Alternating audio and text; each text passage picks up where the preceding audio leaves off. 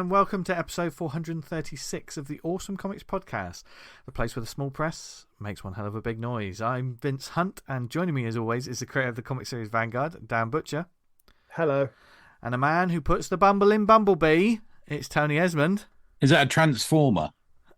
It can be whatever you want it to be, but yes, it is a transformer. Okay. I don't know why, but when I write Bumblebee, I immediately think of the transformer. Yeah, me too. It's sad, isn't it? Yeah. We don't think or of the cool. lovely, beautiful animal. Yeah, or maybe. Well, no. This week we have. We wouldn't probably a guest tell a girl if we met her for the first time, would we? Whenever I hear of the word Bumblebee. Bumble, I think of the transformer. What about you?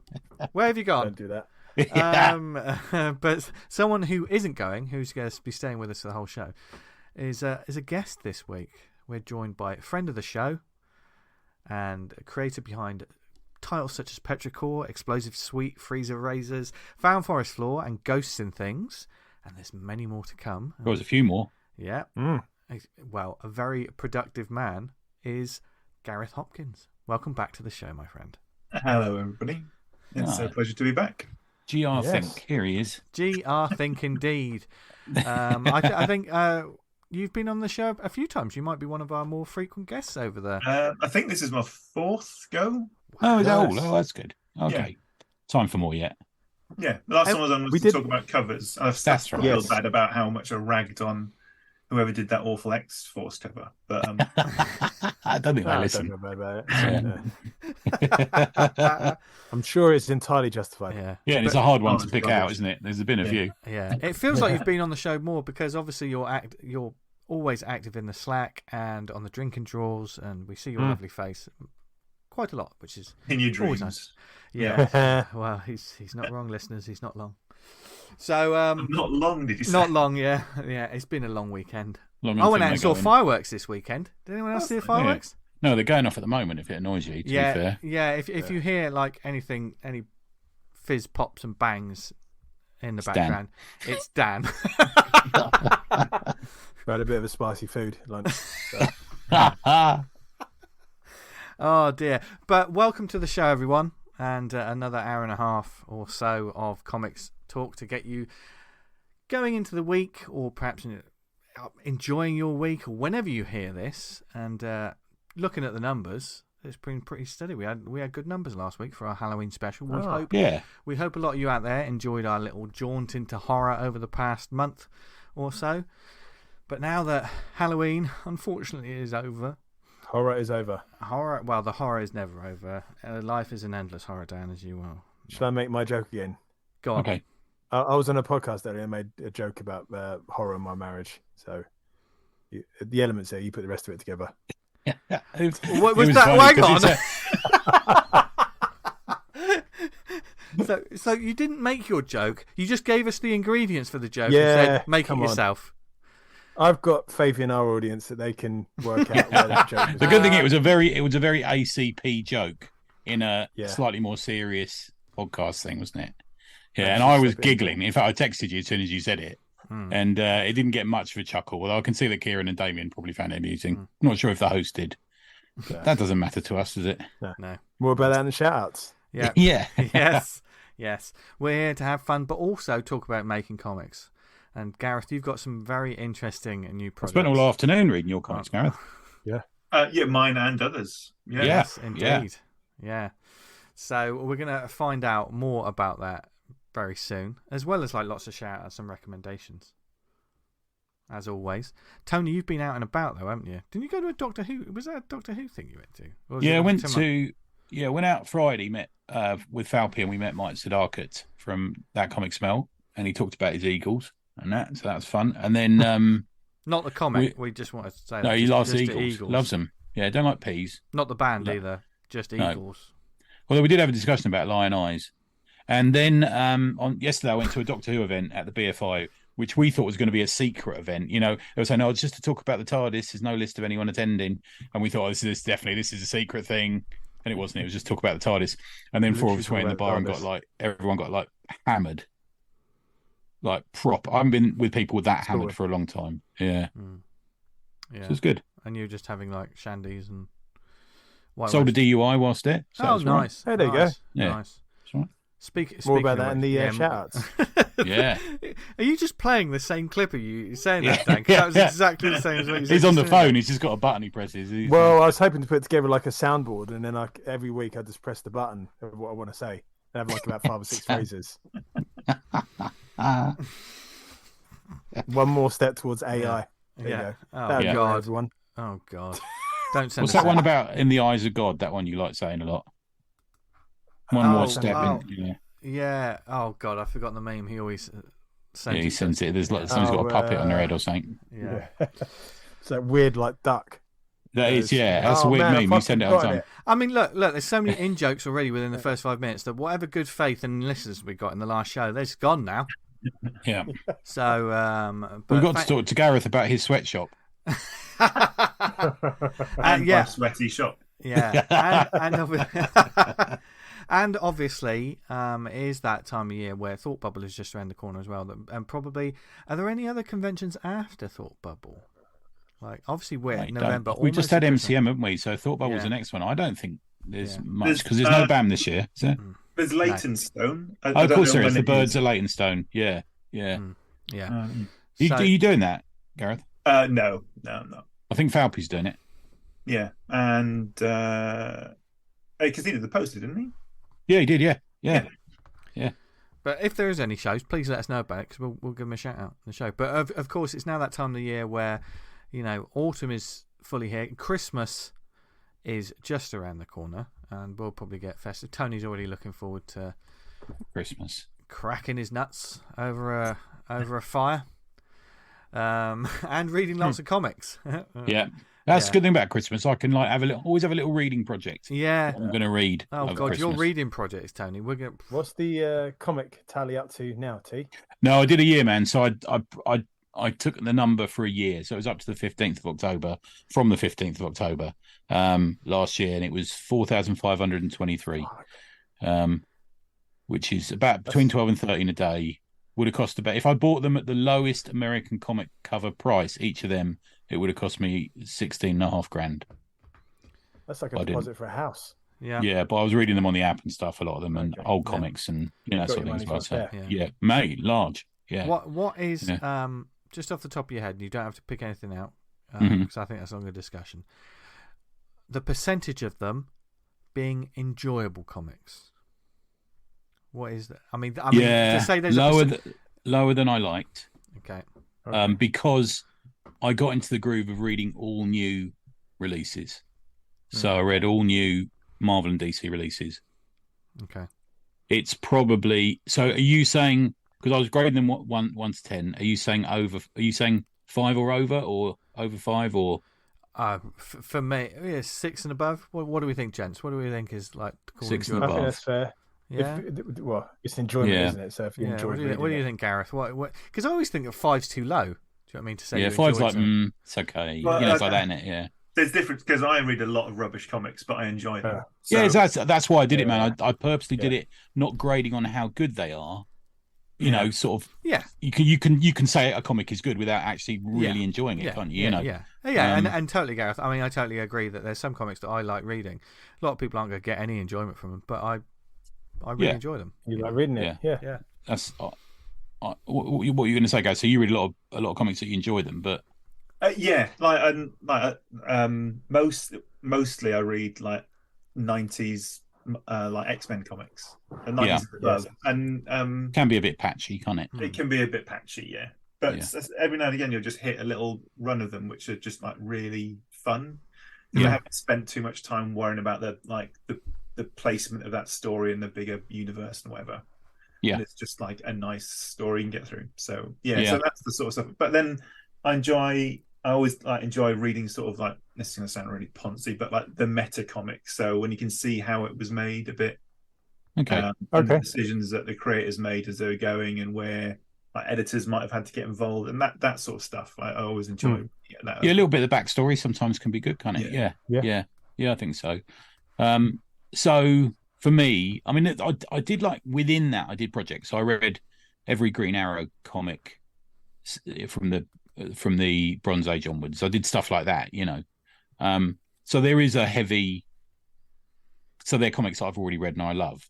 So there is a bit of that going on in it. Yeah. I'm going to say comics that were, let's say, 6 out of 10 and above, 60%.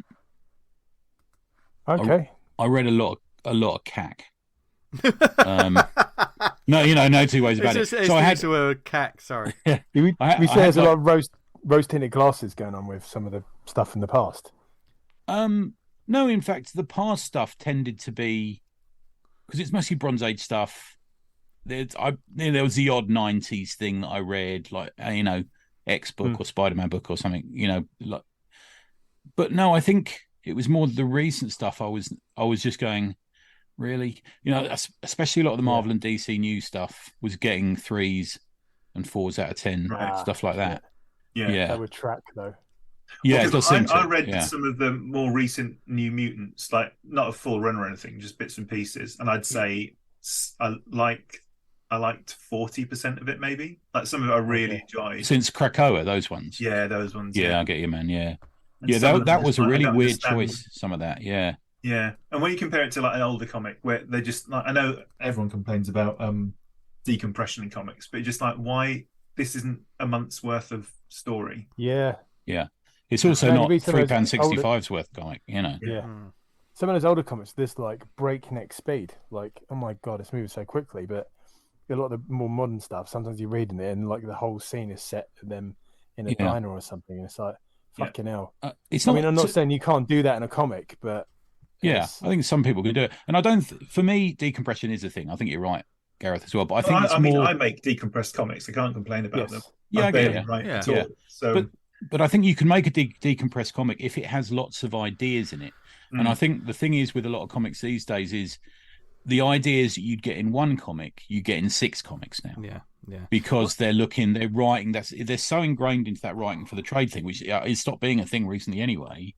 But it seems to be ongoing, where all of the ideas that would have been just in one Sal Buscema, J.M. DeMatteis, whoever. Comic now in 6 issues. One thing that gets me is like the narrative pacing, certainly I think in writing, sometimes catches me.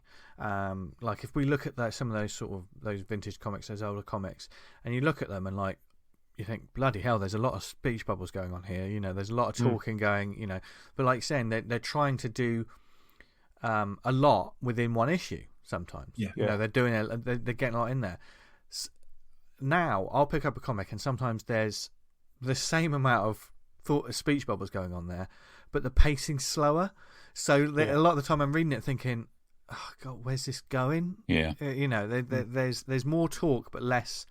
I think it's an editorial thing, man. I think the editorials aren't strong enough. I read a King Kong comic recently, and King Kong doesn't appear in the first issue till the final page, and I'm like, but somebody at the editorial must have said, what the fuck are we doing? People are paying for a King Kong comic. What are you doing? I know.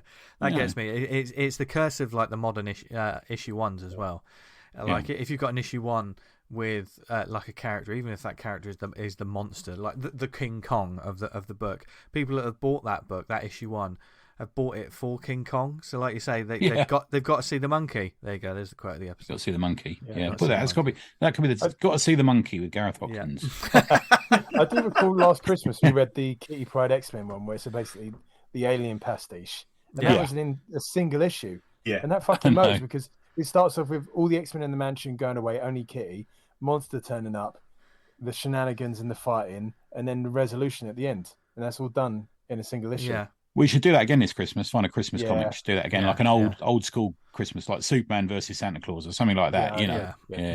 One thing I put to you, T, is like when people get like say, right, you're gonna be writing, say for in this instance, Green Arrow, and you went back and said, right, I'm gonna read all the Green Arrow, and then I'm gonna start on my new 6-issue miniseries, whatever.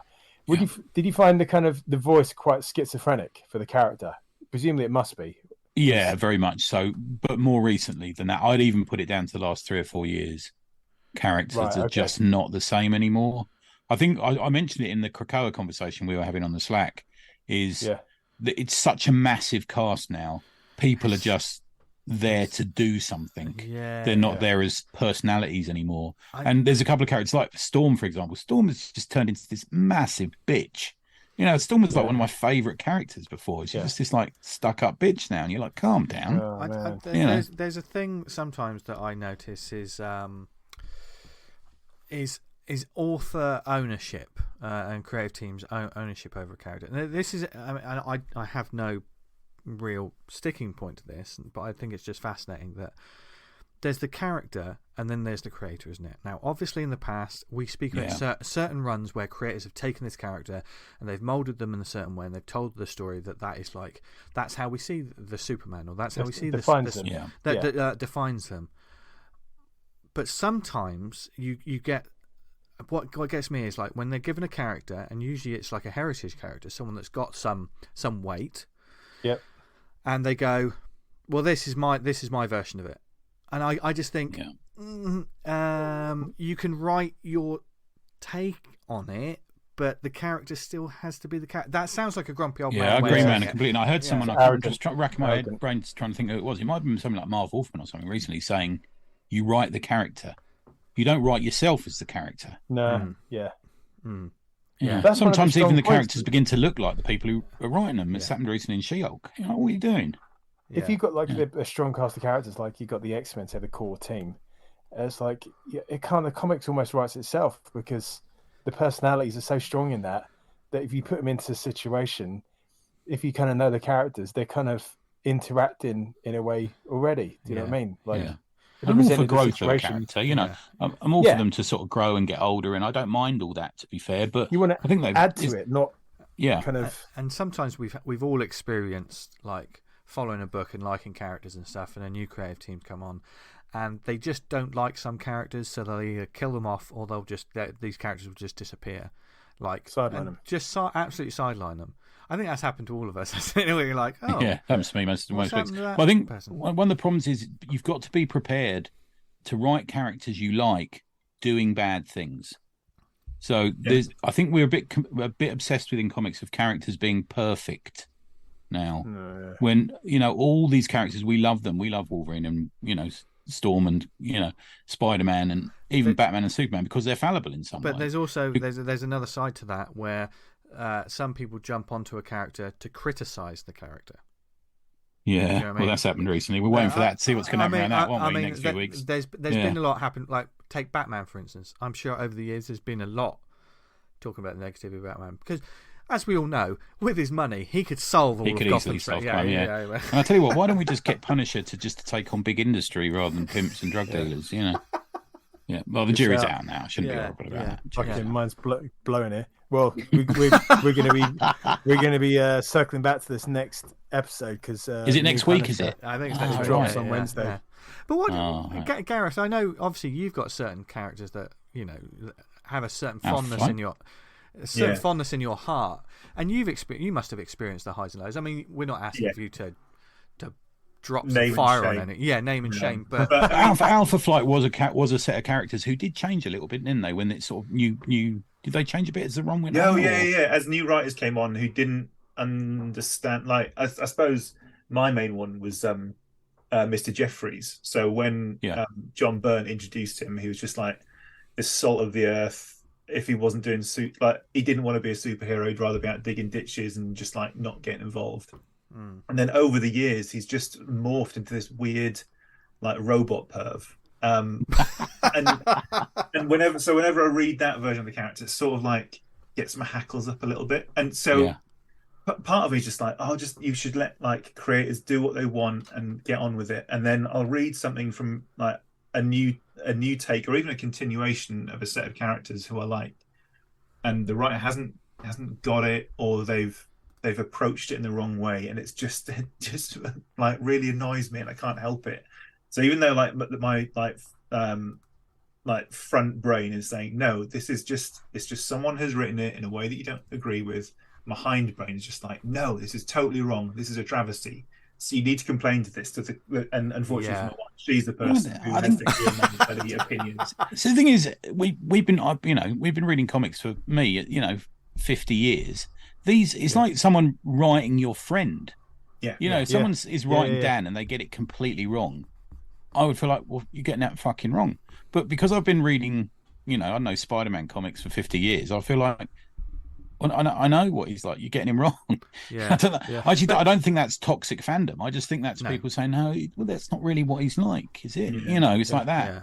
I think that people can go very overboard with that. There's extremes with everything. In fact, both sides of that, there's extremes. And I think when you're any sort of a hobbyist or collector or some sort of medium like comics, there's the tribal mentality like you have in sports. Do you know what I mean? If you followed a certain team and all of a sudden they change, you're like, oh God, what are they doing? That kind of thing. Yeah. There's not much of a difference between. We just. But the pushback often is as bad as the complaint sometimes. So it becomes a squabble, not about the comic anymore, about polarizing fucking groups. It's about the squabble. The squabble is.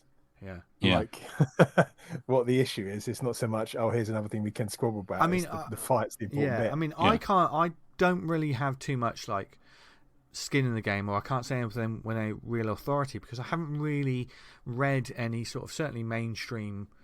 I say mainstream, you know what I mean? Marvel or DC comics for the past few years. Dip in and out. I'll check out an issue one just to see what it's like, and hopefully I enjoy it. That's the most I ask for. But the thing that fascinates me is everyone's can think of classic runs. These omnibuses that constantly make money for these big companies over and over because they're the classic storylines, the classic arcs. It does annoy me when modern marketing considers something legendary when it hasn't had time to settle. And they go, this epic run, and you're thinking, that was 6 months ago. You can't talk about it being like the be-all and end-all. It's all PR now, man. Yeah. But then sometimes they'll say this legendary run, and you go, that's not legendary, it's brand new, and it's 15 years old. You're like, oh, no. I know, and then you feel that, Well, there's a bit of rewriting, isn't there? So I heard someone going on about the legendary Secret Wars 2 run, and I'm like, what? Yeah. When was... here's just an overall question for the class, and play along at home, of course. For you, what was the last sort of major arc or storyline, or something that? Oh fuck, that's a really hard. I know that's a big question. I don't read a lot of modern comics, but I really enjoyed Immortal Hulk. That's the one thing that I've read end to end. Yeah, I think for all the haters of what followed it, I think House of X, Powers of 10. Was a good 12-issue run. There's so much I'm enjoying. The sort of stuff that has legs that in 15, 20 years they won't just be a trade amongst all of the trades. Oh, we'll see. I mean, well, you're saying like what's an evergreen, basically. What's an evergreen for the shelf? That's a different thing for what I consider to be a great story. Are we saying gone are the days of the Dark Phoenix saga? Do you know what I mean? The story that will be constantly printing money for Marvel.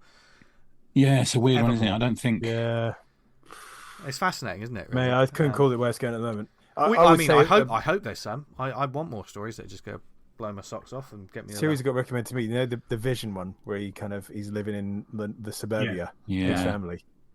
I really enjoyed that. It was a great title. It was a great book.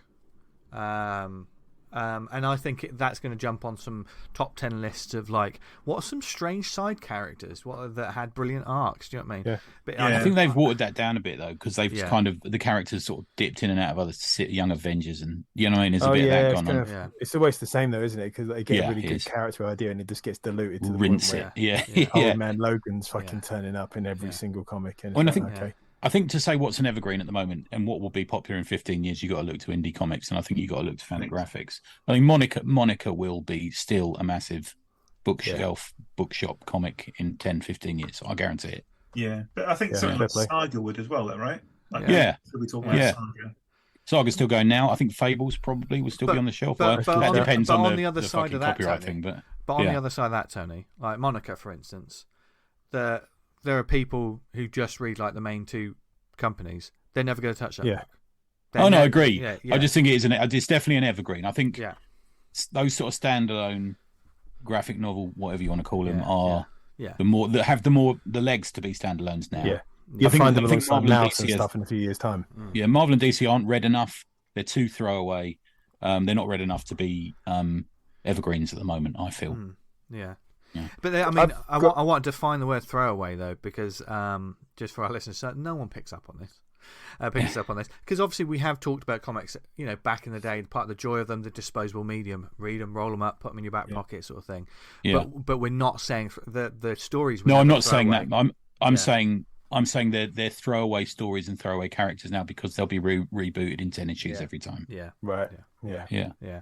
means nothing, and everyone has begun to get savvy to that. They know this current status quo of Captain America, this current status quo of Spider-Man means fuck all. I think people are clued into like my favorite creator is going to be writing this title for a while. I think people follow creators a little bit more. Yeah, maybe. Totally. That's a good point. Yeah. I don't know how that speculator market is going with issue 1 when it's like, oh, we've got this new issue 1 out, and then it's like, in a little while they're going to be doing another one, and it's like, how have these got any worth? How is anyone buying into this and thinking? I think that burned out a bit with the TV series, didn't it? Because as like, I don't know, when Loki came out and people started buying up first issues of characters who were whatever. And I think that's burnt out now because there's no actual value in characters because they've been on TV anymore.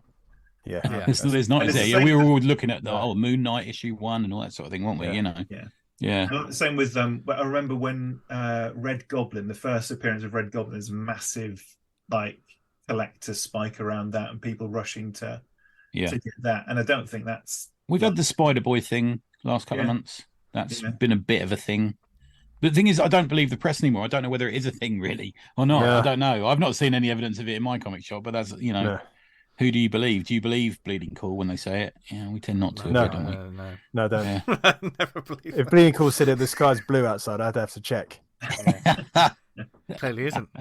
It's winter, isn't it? I've got a question. Like, the kind of the Krakoa stuff with X-Men, and it's all over now. One of the kind of things Hickman was saying when he went into it, he wanted to take away death from the characters. Like, that's not going to be a thing anymore. And he never got to see that kind of play out because he left or got removed, whatever. I can't work out how that would work. Well, I kind of think that he was saying it's not a thing anyway, so we're just taking it away. But at some point, there's got to be some mechanism, storytelling technique that you're going to use that has some weight. Well, there was the attempts at using it, wasn't it? So they would reboot people without the memories of what had just happened, etc. So that, there's this sort of thing. The trial of Magneto used that, didn't it? I think. Right. I didn't see it play out large. Sorry. Because there's that bit, and I haven't read lots of it, but there's that really good section where they fly up to the moon or whatever on the spaceship, and then you see Wolverine and Cyclops die, and you're like, that's quite extreme. And they're not knowing that they're going to be rebooted. And I thought the first time I read that, I found that really interesting. And they did lots of that. I mean, the bits I read, they introduced ways to make that interesting. Like Tony said, like they had like, why did this person not get rebooted? Or do you know what I mean? So I think there were legs in it. It was never going to last. And there was the whole thing. Do we open it up to other people? Then they did, didn't they? No spoilers for something that happened. And then who was a mutant and who wasn't? And then of course we got the Miss Marvel thing. What's the Miss Marvel thing? Well, where she got reborn as a and then she's actually a mutant. Yeah, which seemed a cheap game to play. I think a bit at the time. Yeah, that's why I felt. To kind of make a big deal about her dying and stuff, and it's like, literally a month later she came back. No one literally gave a shit, and then the character's back, and everyone was just like shrugging anyway. Like, well, unless you're a massive Miss Marvel fan, I suppose there could be, like, because those old Superman covers where it's like Superman's just punched Jimmy Olsen into outer space. Why would he do that? And they really ridiculous covers where you knew that wasn't what was happening, and you could sort of treat it like that, like the death of Miss Marvel. Everybody knows it's like not gonna last. Yeah, in the sort of wider sense of things, like Superman's now a gorilla. We knew he wasn't going to be for the whole issue. The people that would probably sort of buy into it more would be, the younger readers, the young kids who are reading it that aren't paying attention to the internet. So, the internet, whatever we're ranting about on a weekly basis. And if they read it, they're like, wow, the unfortunate thing is most of those comics are not written for that audience. And the audience is minuscule, I would say, from that respect. What kid isn't in on the internet, though? Yeah, it's a weird one. Let me just make this comparison then. So, growing up, me and my best mate Dave, he was a massive Doctor Who fan, and I was a massive comic fan. But he was a bit of a comic fan, and I was a bit of a Doctor Who fan. Put it that way, right? Yeah, so I went along to this Doctor Who event yesterday, and because he's now back working on Doctor Who, I'm back buying big finishes and watching old episodes and all this sort of thing. So I was asking them things. You know, what is it with this colorization of the Daleks story? And, you know, what's the next one after this in Big Finish? And because I don't pay any attention to Doctor Who fandom, which, as I understand it, is pretty lively, like worse than ours, you know, they were explaining it to me, and it's almost like a nice place to be where I am, because I don't have to put up with any of the bullshit. I just have to put up with the product. And I think there must be people out there, probably it's a shrinking market, but there must be people out there who just enjoy reading Spider-Man every month. Yeah. I like to think so anyway, you know? Well, hopefully. I mean, if you're listening to this and you're enjoying those comics, more power to you. That's the main thing. If you enjoy it, I'm enjoying them, man. I'm enjoying them. Anyone says. So. Yeah. Well, 60% of them. I'm enjoying them. Yeah.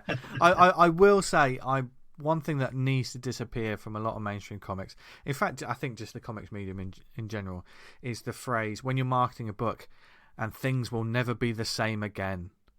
You know, that sort of marketing is like, oh, God, how many issues have we seen like that on? It's just like, well, you can't say that because things will probably be the same. I read the most recent She-Hulk this week, and I got to the end of it, and I thought, oh, okay. And then I turned the page, and there's that classic text piece going, it's not the end. That's the new thing they need to get away.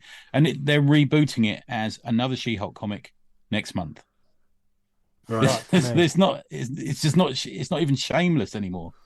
They're just doing it. It just sounds like you get to it, it's like, oh fuck, this ain't working. Let's start again. Let's just do another issue 1.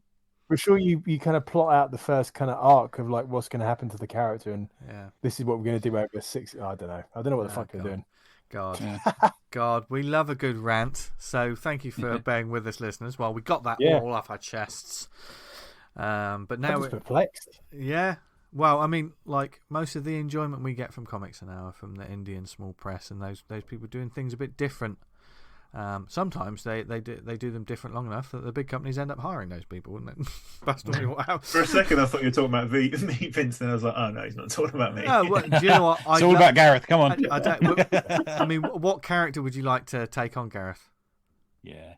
I don't know. I really like a go at Indigo Prime, but I'd have to make up my own characters for it. So who's that character in the Alpha Flight issue that I came on and talked about? Who's the big fat lady with the Croydon facelift? Oh, is it? Big Bertha? Is that? That's it. Something like that. Yeah. Let's do an abstract. I would like a book by Gareth in Moon Knight's voice, and he's kind of looking at the moon and. Talking about the moon, how great it is. Having moonnightpuke.com. Yeah. Damn, that was really deep. But mind you, saying that. Well, I think that's in Gareth's wheelhouse. So are Gareth's comics, which we have been enjoying for years now. If you've been listening to this show, you've heard this man's name crop up many times on the show. Well, yeah, it was first on 7 years ago, I reckon. Because that's when 683 came out. So that's how long it's been. Of course, yeah. Wow. Yeah. Blimey. I think, did we meet you before that as well? Did we meet you at London Super Comic Con? Say the origin story. Yeah. I think what I sent I sent an overly sentimental email with a PDF copy of 683. Right. That's when you became aware of me, I think. But yeah, we did meet also at London Super Comic Con. Yeah, you was steward at London Super Comic Con. I used to love that. Really looking after us. Yeah. We did. You were like a bouncer at the second one we did. The third one we did. You had to end up breaking up a fight. Yeah. I mean, that's probably the most masculine I've ever been, if I'm honest. And if it had been like a football match and a fight had broken out, I wouldn't be wading in telling everybody. Nah. I saw it. I was like something out of a Jane Austen novel. I got a dose of the vapors when I saw you do that. When they arguing about who was first in line to get something signed, Leva Mayo, wasn't it? Yeah, it was. Yeah. So I think some people had tabled at the event so that they could get on people's queues before customers were allowed in. Oh, how terrible! Can he? Yeah. And so when it opened, some people that the eager people who sort of burst into the doors, they got to the queue to find it was already 10 people long. And he had a cap, didn't he? Like he said, I'd only do 10 or something like that, wasn't it? That's a bit naughty, isn't it? And I can understand why they're unhappy. So yeah. I don't get to steward anymore. I think the last thing I helped out was Elcaf. He didn't get any fights there. All very civilized, which is what we want in the comics world. When I was tabling at the last LCAF, someone came up to me and he went, "I hear you're not very nice at No Brow," and I went, "What are you talking about, mate?" And I think he was a bit surprised that it was just like a, you want some? Yeah, it was a bit like that, and he just sort of walked off. All right. Well, I'll show him. And then you're like, yeah. Oh, well done, mate. Yeah, fighting a good fight. Yeah. I've got an unlimited set of hardback books, and you're going to tell me I'm not very nice. Exactly. Yeah. He's probably although I didn't tell him a book, that would have been a true triumph. He probably has a shower and then has a flashback to that moment and sort of cringes, like, oh, fuck. Like a tit there. Hopefully he's not listening and he'll write back, "That was me." No, if it was you, thanks for listening to the show. Please subscribe and leave a review. Anyway, and say we're very nice. No, but Gareth, of course, you have created many a book that we've enjoyed. But you're getting back into the game, getting the mojo back of making comics, and you've got some interesting comics coming up that you and other people have been working on. Yeah. So, how has, obviously, since I think this show's been going for far too long. No, this show's been going for many a year, and of course you've been publishing throughout that. You know, what has, this is going to be a big question to drop on you straight away, Gareth, so I apologise. Yeah. Who's your favourite host? What? No, that's the last one before he hangs up. What has your creative journey been like since, obviously, we first got to know you up until now? Because we always talk about like small press and making comics is always an up and down journey and stuff. Yeah. What's it been like? So the first thing I published properly was Intercoursal 683, which I kickstarted and was really good. And then, but before that, I probably spent 2 years on social media talking to other comics people, like building ideas. And it was like a long period of warming up to that, and then sort of just like giving it a go and trying it. And then I suppose once I'd done my first thought bubble, which was about this time 7 years ago, but I'd been drawing up before then as well, been doing loads of illustration work, all of it for free, obviously, because I was doing it for the exposure. But I'd been doing loads of stuff in the lead up to publishing comics, and then that came out, and then it's sort of just like, right, what's next? So and I just sort of pick up projects and give them a go and see if I could finish them, and if I couldn't, put them down, then come back to them. So in terms of like my creative process, I'm a lot less careful than I used to be. Because I think starting out, I was worried that people wouldn't get it or wouldn't like it or wouldn't engage with it. And I'm at the point now where I don't really care. Like I just make what I want and release it. And then the other side of that, because there's that side of it. There's the before you printed it, but which is just like, right, I'm going to draw all this black. I'm going to draw this, like, I don't know, series of cats as landscapes, and I'm going to put them into a comic, and because that's what I want to do. And then when nobody buys it, then I'm like, oh shit, I can't believe nobody likes my comics anymore. Why I've got no self-worth? And then Amy's like, you went in, like, sorry, Amy's my wife. It's like, you went there with all this stuff. You said that you didn't care, so you should probably just stop caring again. I'm like, yeah, all right, fair enough. I mean, it's the old thing, isn't it? We all, I think the older you get, the less you care about what people think about you, but we all care a little bit.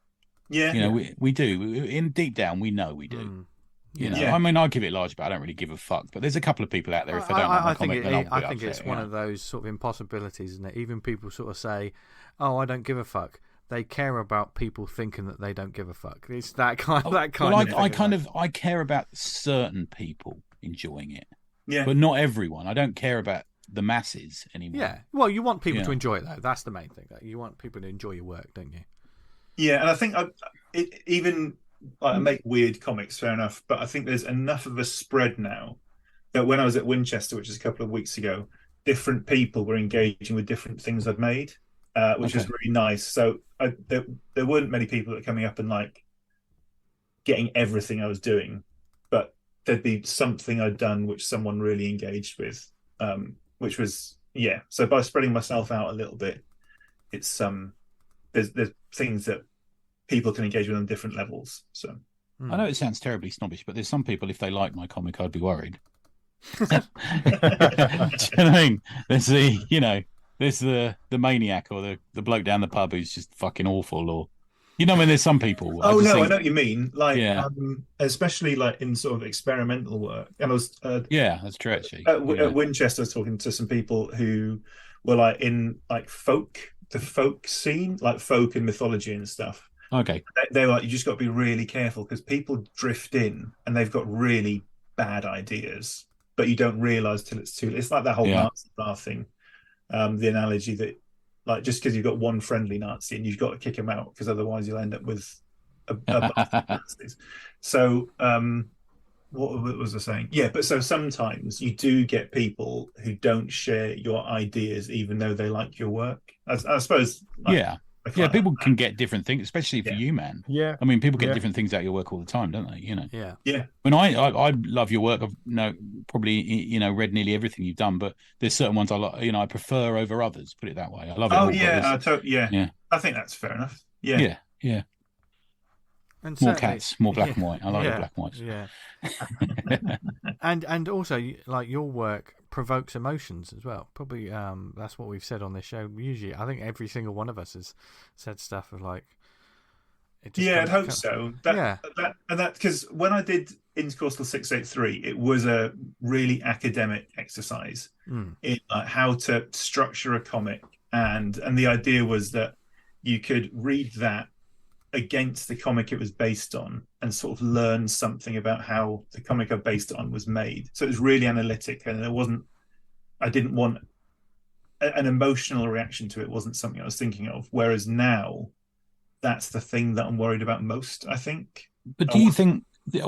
Sorry to interrupt you there, mate. But getting from what you're imprinting yourself on what you're reading is a massive thing. We've talked about it in the past. So, and like it even goes back to our conversation there about enjoying bad comics, because we imprint what we want and how we're feeling at the time, and how we think and what we know and who our friends are and everything. We imprint on what we're ingesting, don't we? And your comics above everything is something that I find I imprint how I feel on them. I remember long ago you told us you weren't depressed enough to do a comic at the moment. I think you said once.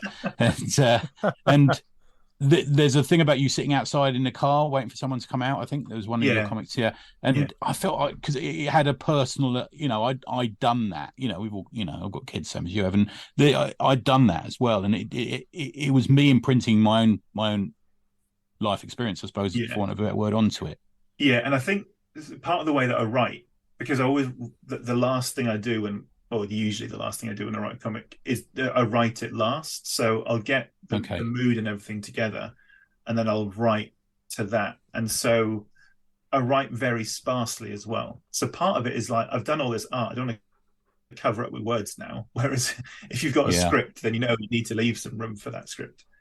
So I write really sparse, and I do know that leaves the gaps between phrases is where like people insert themselves. I think if you like something a bit older, like Hell to Cry Home, which is about inviting ghosts into the bath with you.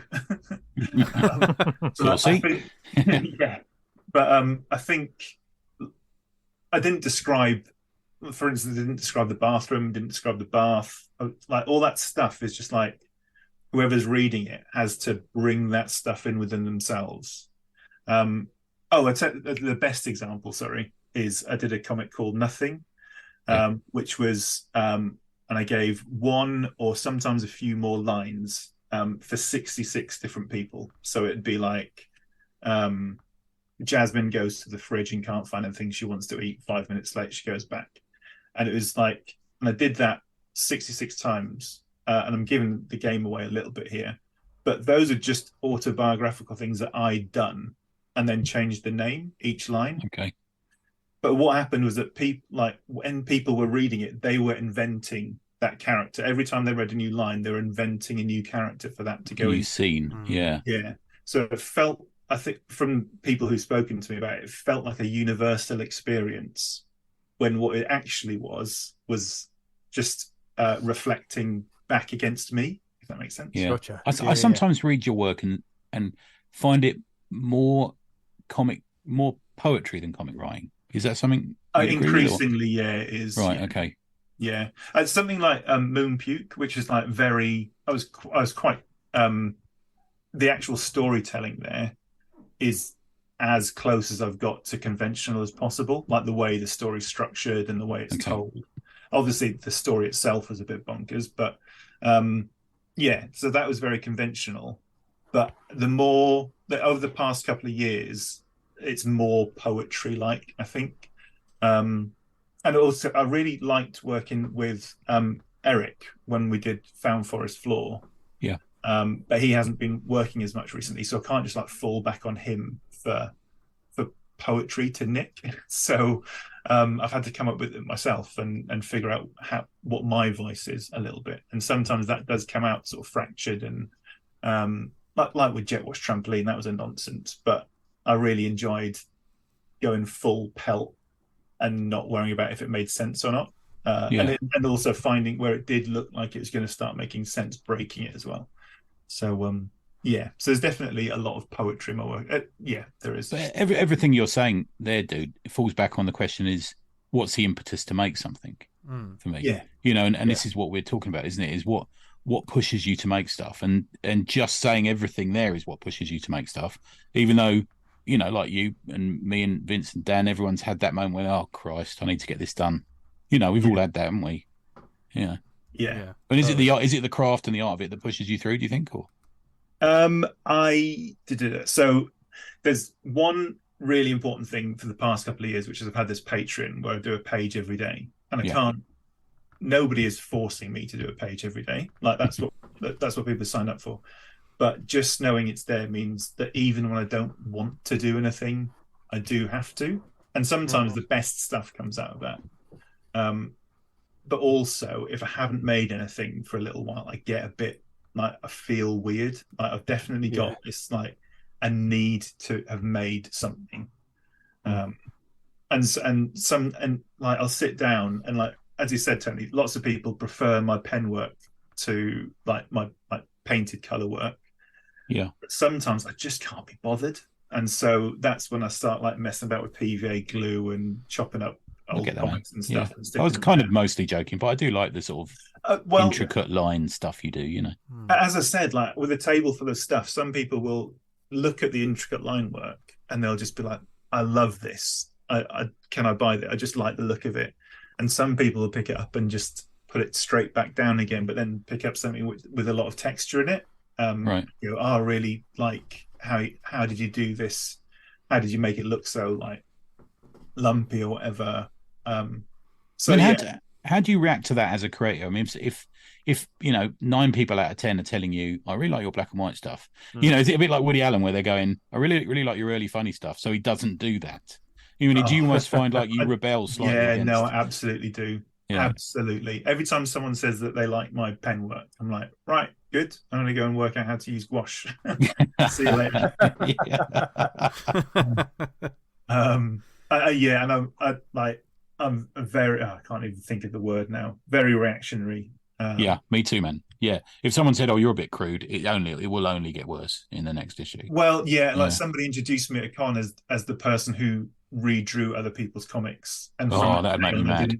I haven't done that since. So that's annoying. Yeah. It's not annoying, and like that's what I was at the time. Like all my social media presence was like, oh look, I've redrawn this Spider-Man, I've redrawn this X-Men, I've redrawn this 2000 AD. So I can't blame And when we say that, folks, you have no concept of what these pages look like. Yeah, there'll be a puzzle for your eyes and your mind as well. So. Yeah.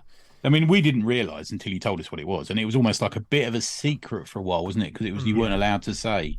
Yeah, I think. Yeah, and I still don't know how public I can be, but yeah. So, where I was able, I was very public about it. And I did a whole art show, and I was invited to Germany to do an art show based on that work I was doing. Cool.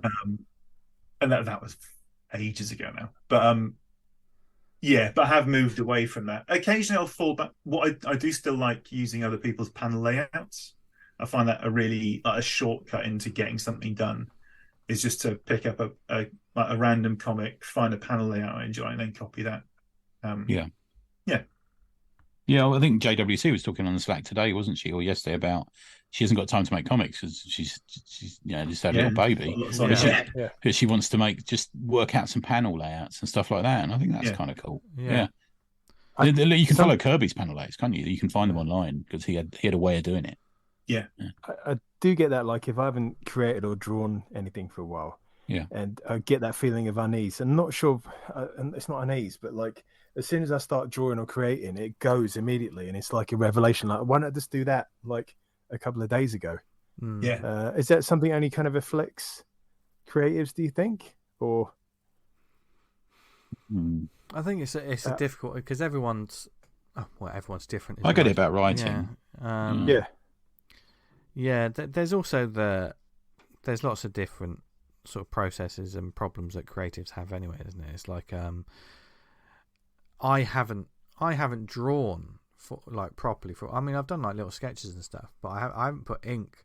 I haven't put a pen to paper in a long time outside of like my day job. And stuff. And I'm getting this growing feeling like I just really want to do it. It's almost it's like a kettle boiling, just slowly. Like it's not immediate. It's not like, and like I'm talking like as well, getting away from the iPad.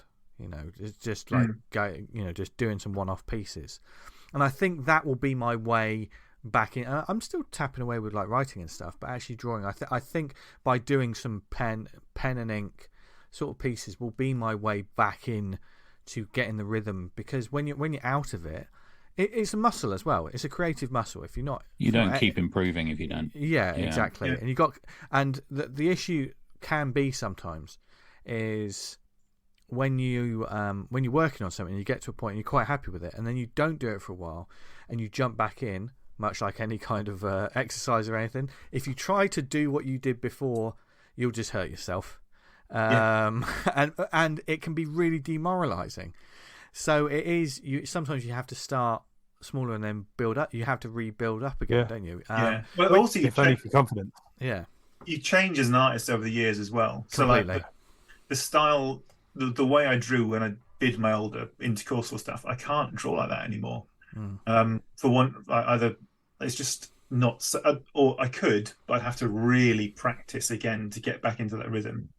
And take my time because I've put myself on this daily schedule. I work really quickly now, and so that's how I approach the page, and how it looks is determined by that.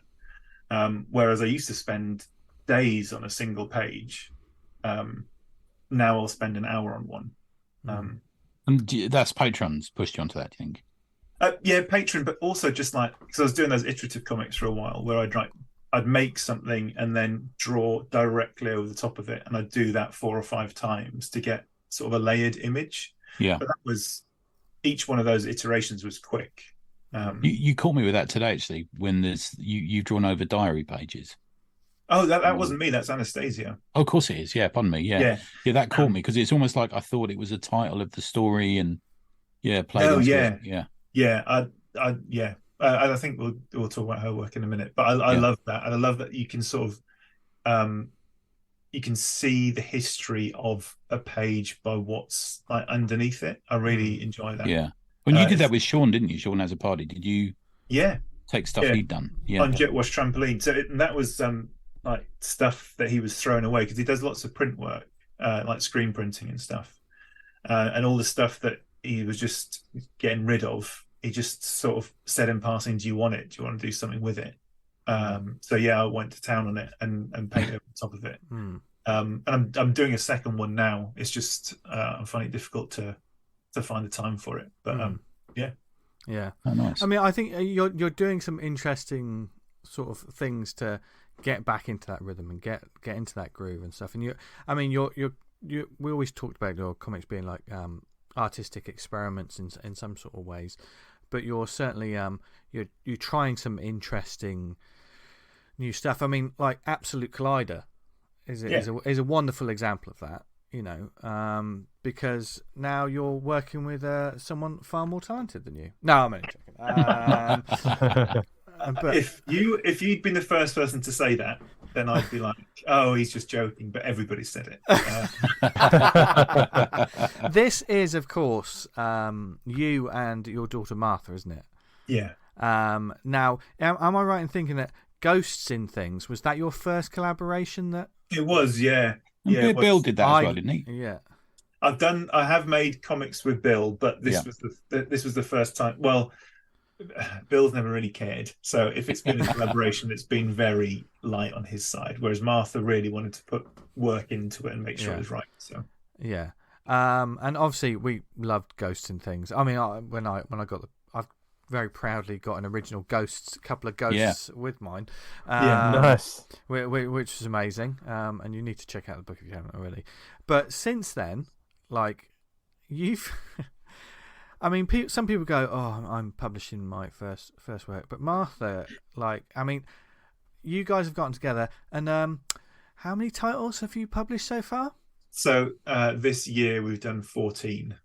Bloody hell. How long have you been going for? It's about a year or just over. It's just this year. This is our first year. Oh, okay. So the genesis of it was that we did Ghost and Things, and I was going to sell it at Thought Bubble last year. And Martha said, "Oh, can I help you from behind the table?" And I was like, "Yeah, all right, because you'll be there for 2 hours. You'll get bored. You'll go off. That's fine." And then she spent the entire weekend behind the table, and she absolutely loved it. And so she was like, "I want to go back to Thought Bubble again." How did she do at selling? Was she good at marketing? So much better than me. But I mean, everybody is like the times that I went away from the table and then my wife went behind instead. I always came back and they'd sold stuff that I just wouldn't have been able to. So amazing. Yeah, I'm not going to say it's because I've got a threatening aura, but so neither are we because we're so scared. So Martha really loved that, and she wanted to do it again. But I was like, well, the thing is, you can't just piggyback on my table. That doesn't feel authentic. So we'll come up with a way that we can both table together, and that's what it sort of grew out of that. So we came up with that idea. We did a couple more Ghost and Things zines, and then just Martha sort of turned up in my office with 16 paintings, and she was like, "Right, this is my first comic. Can you print it out for me?" And that was Panja Bear. And then since then we've just like carried on cracking stuff out. But what happened with me was that I was like, right, so I'm not just Gareth Hopkins anymore. I'm part of Absolute Collider Press. I'm going to start inviting people to, like, we can work with other people now. So I worked with my friend Kate and made a comic called Kindness, and I reached out to a rapper I really like called Andrew Mbarek, and I did a version of his song Atlas, and then because me and Martha used to talk about all this stuff on the drive to school, and I was giving my nephew a lift at the same time. And so he'd sit in the back and he'd go, "Oh, I want to do a comic." I was like, yeah, whatever.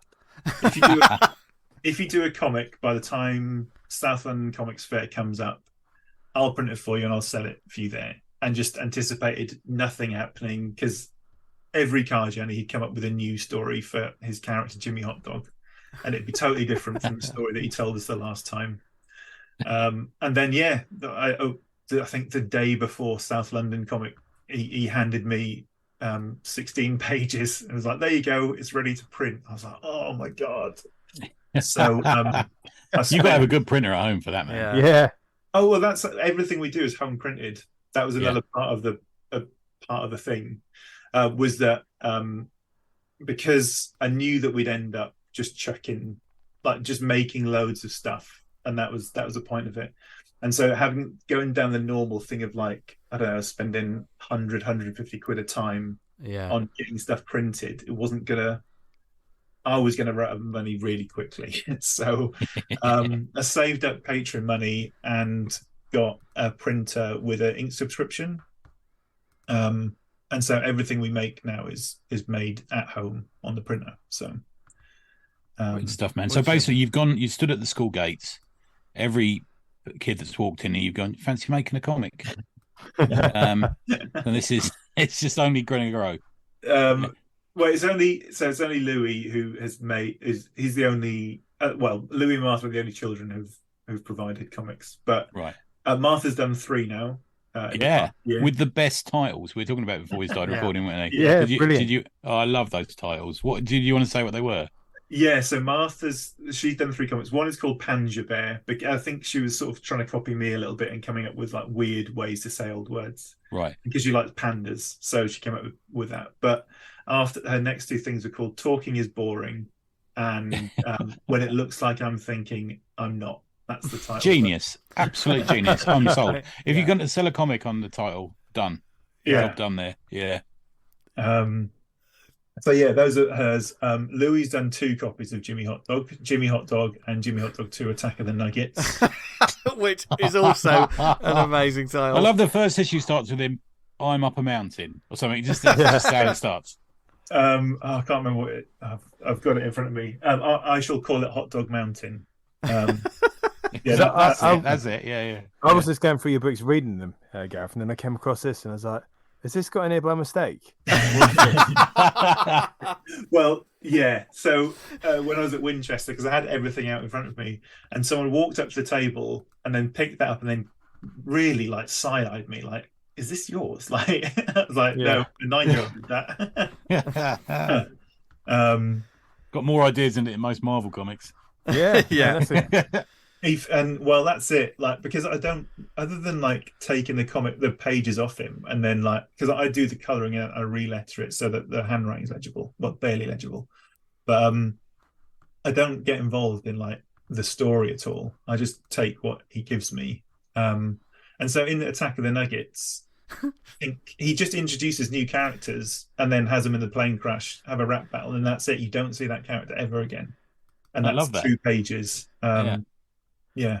Burning up the IP. See, we're talking about narrative pacing, aren't we? Just get to it. Just get to the action. Yeah. Already he's got 4 new action figures when this goes big. Do you know what I mean? It's like... He has made his own action figures. Went around the house of the night. And he's made so you'll know, having read Jimmy Hot Dog 2, that his estranged brother Bobby turns up. And it turns out he survives his fall into the volcano, but he's not the same hot dog he was. Oh my God. The drama. Yeah. I often think about my comics when I get arrested for being a serial killer. At some point, they're going to go, "Yeah, but look at this mentalness he did." You know, when this kid is eventually prime minister, because he's clearly going places. Someone's going to say, "Yeah, but what about Jimmy Hot Dog?" from the back of a prime minister's question time, aren't they? Do you know what I mean? Yeah. So what really happened with Bobby Hot Dog? Okay. What happened in that volcano? Can't talk about that. Yeah. You killed them all. You killed them all in that plane crash, and he's going, "What are you going on about?" I love the fact when you were 9. Yeah, I love the fact that on your the page of your website with Absolute Collider titles, that you can have Jimmy Hot Dog 2: Attack of the Nuggets, just a couple of thumbnails away from A Dream of a Beach During a Stormy Winter. Yeah. It's like goth was never meant for this. But there's also some other creators. Yeah, so Finance. I really like that. That really. Oh, good. I'm glad. Yeah. So that's my friend Kate. She, I don't remember years ago. I was drawing a comic about a cat and a dog called Crosby and Sid. Oh, Crosby and Sid traveled to. Oh man, that rings a bell. Yeah, you did a commission thing for it at one point. Like, we won a competition for the week, and you drew Crosby. All right. It was years ago, and like I vaguely remember that. Yeah, I can barely remember what I had for breakfast. So don't take that as because of all that cocaine. But yeah, so we worked on that for a while, and then to be honest, I lost enthusiasm for it, so that's my fault. But yeah, we're still in touch, and then it on Twitter or somewhere, I put a video of like the pages that didn't go into explosive sweet freezer razors. So I made loads of art for that. And I got like folders worth of stuff that didn't get used. And so Kate was like, "Oh, I've got a piece of writing which I think would work with some of those."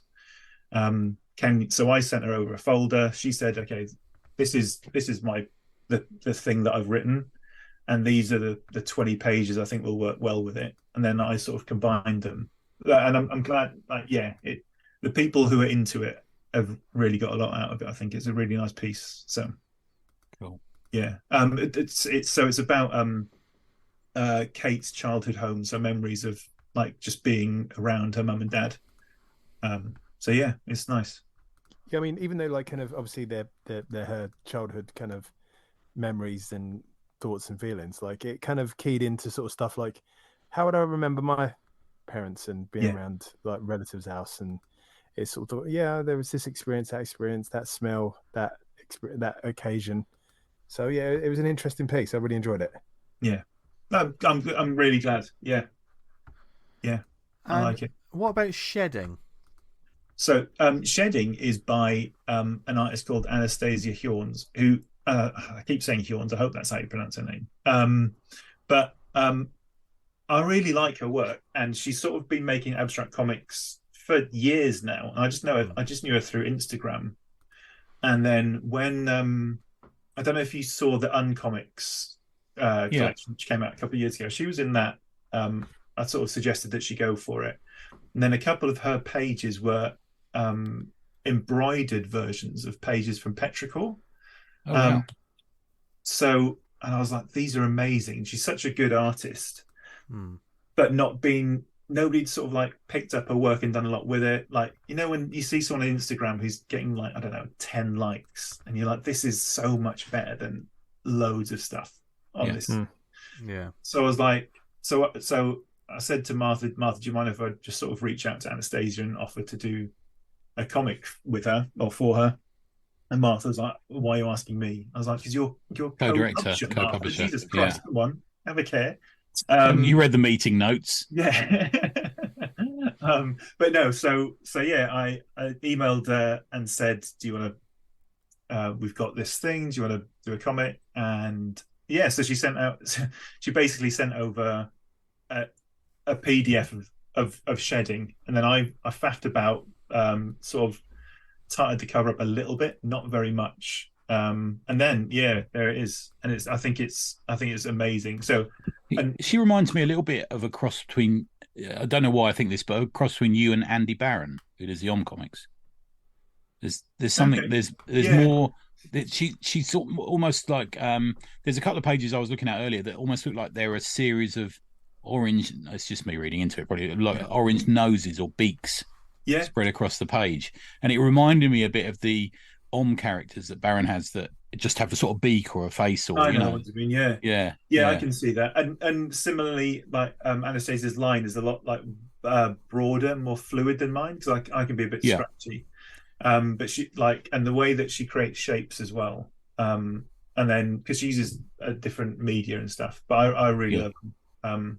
So yeah, and I mean, my biggest hope is that just a little nudge from us will like sort of peter out, and she'll pick up some momentum other places, or at least start doing it herself, maybe as well. Seeing that, yeah. No, that's lovely. I really liked that one, man. I have to say, really did. Yeah, it's got a real. It's a weird one. It is both abstract but has emotion through the panels again. Yeah, I like a lot of your work. You know, when you panel it out. Well, and it's like it's an abstract comic, which is actually a comic as well. And sometimes that gets lost. Sometimes people break the rules of the comic so much. Like I play on that. I like dance around the edge of what isn't a comic. Whereas in shedding, it's very definitely a comic and plays within the rules of that. Oh, I'm making up the story in my head. As you know, there's figures in motion, not even figures, but there's things in motion across the page. Yeah, that you sort of humanize almost, don't you? You know. Yeah. So, I mean, obviously we can hear it in your voice, like the excitement about these titles and what you're bringing out now. What has this sort of shift in going from the one-man band, you know, sitting behind the table and just shifting your wares, to obviously the wonderful collaboration with your family, but then going beyond that? What has that done for, you know, your mojo? That's a terrible way to put it, but you know, in terms of comics, you know what I mean? Just how you feel about producing comics. What has that done for it? So I've mentioned before I do this Patreon, so a lot of the comics which I have brought together for as part of Absolute Collider are stuff which I've made there, and sort of like, so I make all this stuff and I can pull some of it in to collect. Like Cacophony is like a horror story which Bill wrote under the suit, like the pen name W.G. Hopkins. I love that. Yeah. So that all the artwork for that was just because I'd hit a period of a month or so where everything I drew was in this one particular style, and then it happened that what he wrote was supposed to go into Talking Is Boring, and I was like, Bill, Martha's done like geometric color explorations, and you've written this weird thing about a monster which like sucks in souls on a park bench. It's not. I've got some art which will match that. So yeah. So in terms of mojo, it comes and goes. Like some days when I'm really into it and I really feel what I'm doing, it's a genuine joy to sit at my desk and get stuff going. But there's other days when nothing comes, and so I've got stuff I can fall back on. Like, so if I sit down and I'm like, right, what would be really good? What people will respond to is like a picture of an animal, because people like pictures of drawings of animals if they're well rendered. So I'll sit down and I'll draw a bird or whatever. If that bird is not appearing on the page in the time I've given myself that day, then I'll just start slapping paint about until I've got something which I can put out for that day. Yeah. So yeah, and so what I've found is I've got to work around my enthusiasm. Well, you've got to work around your own self-criticalness as well. You know, yeah. We're all often our worst enemy, aren't we? Yeah. Yeah. But it's happy. always good to have something else to do if what you're doing isn't working. So there's all these other jobs that I can do. Like, so for instance, like just printing stuff out is a job that has to be done now. Yep. And stapling stuff. So I can spend some time doing that if I don't want to actually draw anything. And then having lots of medium to work in to make stuff helps as well. As I said, like if drawing with change is pen, better than then I'll just grab. And I've got enough stuff sort of sat around here that I can just try something I've never tried before, and just sort of give it a go. And that's how I get through it. But I do like amassing lots of finished work. And sometimes that process. So A Dream of a Beach During a Storm in Winter, like that's just sort of happened. That entire comic pulled itself together in a week without me. I mean, I had to like physically work on it, but I didn't have to think about it. It just all happened because I hit a particular rut, which was just productive and made something.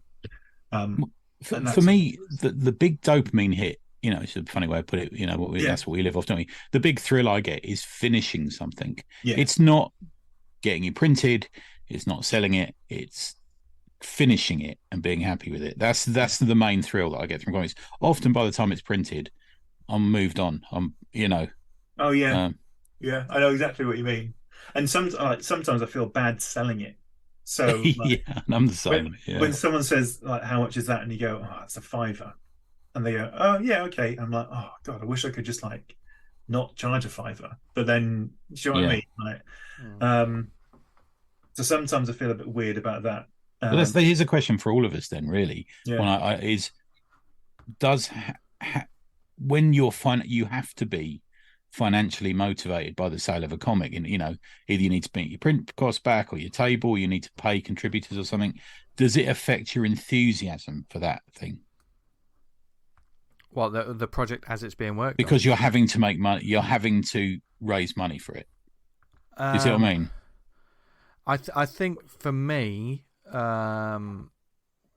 because for the most part I'm sort of a one-man band, just getting the project done is I don't, all of those issues and the anxieties and the worries and stuff, that usually happens when I've got the book printed and I've got it on my table. And I'm thinking... Yeah, that's when it takes over, I think. That's because you realise, I've just spent 300 quid getting it printed. I need to... I don't want to take back all the full boxes. I've got to sell at least...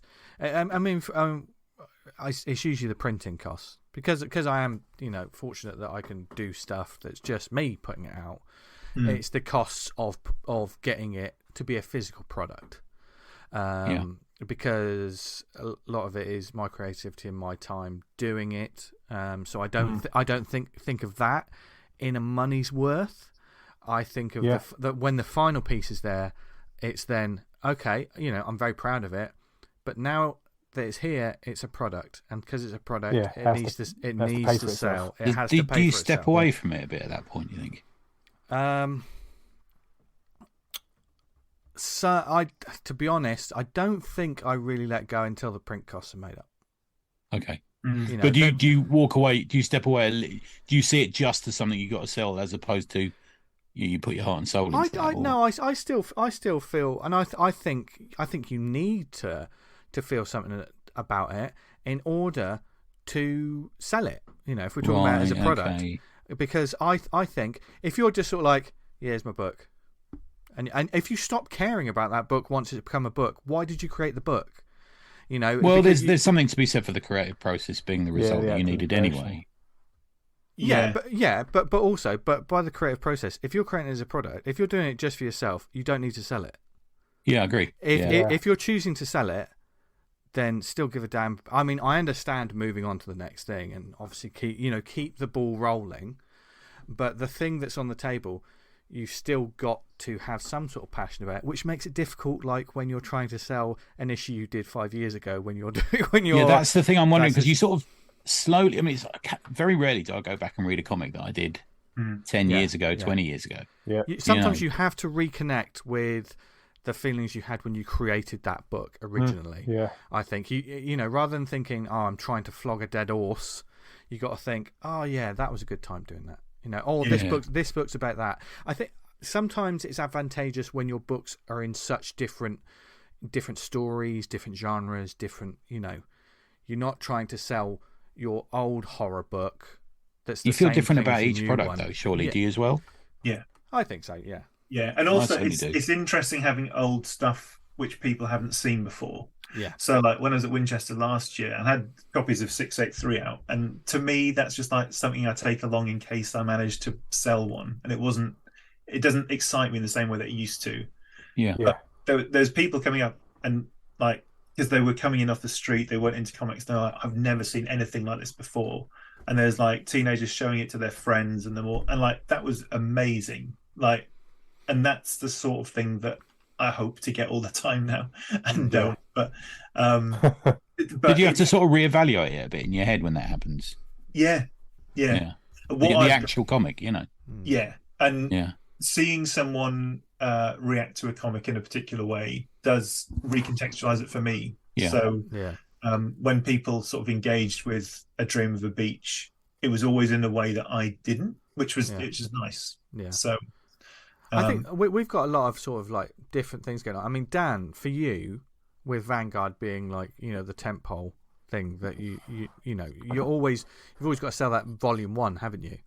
Which is a pricey volume as well. Your comics, aren't they? That's the thing. Yeah. And also it's a bit of a different bag, isn't it? Yeah. And you're looking back 10 years or so to when it was started.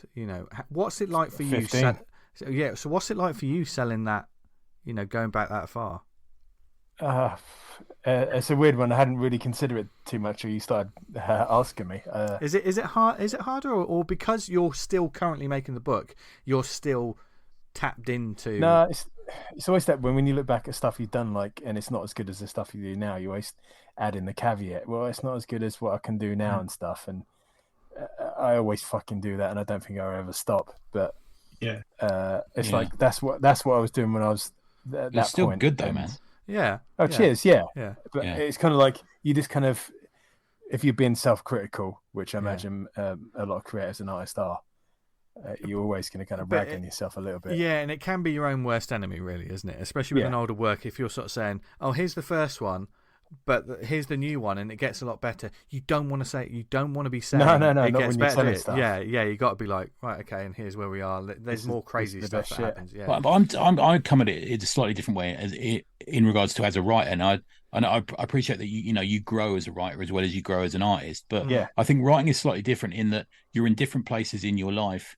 And writing can change significantly compared to how your art would change. Almost from day to day, my writing could change, So I've got comics that I did in '98 that I would look at. I haven't looked at them for years, but last time I looked at them, I thought that page isn't badly written. I kind of like what I did there because it was almost like more instinctual, I suppose. Yeah. I've read stuff I've done in the past and think, did I fucking write that? That's all right. Yeah. Here's a question then. You've got a whole chunk of books ready for your table, for your convention table. Convention's coming up. There's one book that you just don't believe in anymore. Should that be there? It could still sell, but don't believe in it. Yeah, I don't have anything like that, but it would depend why I didn't believe in it. Say for example, the bloke I collaborated with turned out to be a fucking massive far right guy or something. Then there would be that. Then I probably wouldn't do, but not believe in it. I don't think I've got anything that's not. I've got an example because a couple of years ago, a comics journal approached me to do, and they were doing a series about non-narrative comics. They asked me to do a comic. They also asked me to write up my process, and so for them I made 2 comics. One was this abstract comic and another photo comic where I was like taking pictures of my process and like that's interesting. And then so after I'd done that, I went online, whoever was going to read it read it, and then I was like, I really like this, so I printed out copies of both of those and then wrapped them up in this painted cover thing. I did 5 copies of it, and I was like, this is super limited. If you get one, you're lucky. I'm going to charge a $5 for it, and nobody's ever bought one. No. So I've sold 2, but I didn't know about it. There's no point in me putting them out now because as people pick them up, it sort of falls apart a little bit. They get nervous and they just sort of fold it back up and put it back, and they walk away. So as me and Martha have been like preparing for Thought Bubble this weekend. She was like, "Are you going to put that out again? Because we haven't got a lot of space." And I was like, "No." She's so bossy. I love that she's taken control of this publishing wing. I've got to say, there's no book I've done myself that I'm not going to put this out. But there's plenty of work that I've done for other people that I was like, I don't want this. Okay. I don't want to be I can see that. Yeah. Without saying who it is, we Tribute put a book out that we won't sell anymore. Okay. Yeah. Okay. I'll have to tap you up and see what that's about. new Tribute book's out, isn't it? Adam Falp. Yeah, it's out. Is that? But that's not a tribute brand? book. That's just Falpy. Okay, so that's that's his one. It's on Kickstarter at the moment. We'll be talking about it in a minute. Speaking of shameless self-promotion, and a wonderful segue from Gareth there, because you're going to be at Thought Bubble, which is this weekend, isn't it, Gareth? Yeah. Which is raced up. It approaches ever quicker every year, and of course, if there's any of our listeners who are going to be there, be you table or be you visitor, with all your paper round pocket money for the year saved up to get all those wonderful books, we hope you have an amazing time. Where are you going to be, Gareth?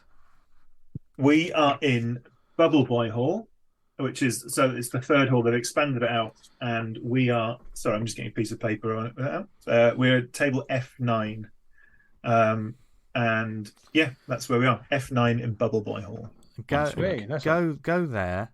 You will definitely buy a book because Martha will bully you into doing it. Even if you don't very much so. Yeah. Well, it's quite funny because last year we were in I think Distillery Hall. It wasn't called that; it was called something else. But we're sort of in with sort of more edgy zines, and that's where Martha wanted to be.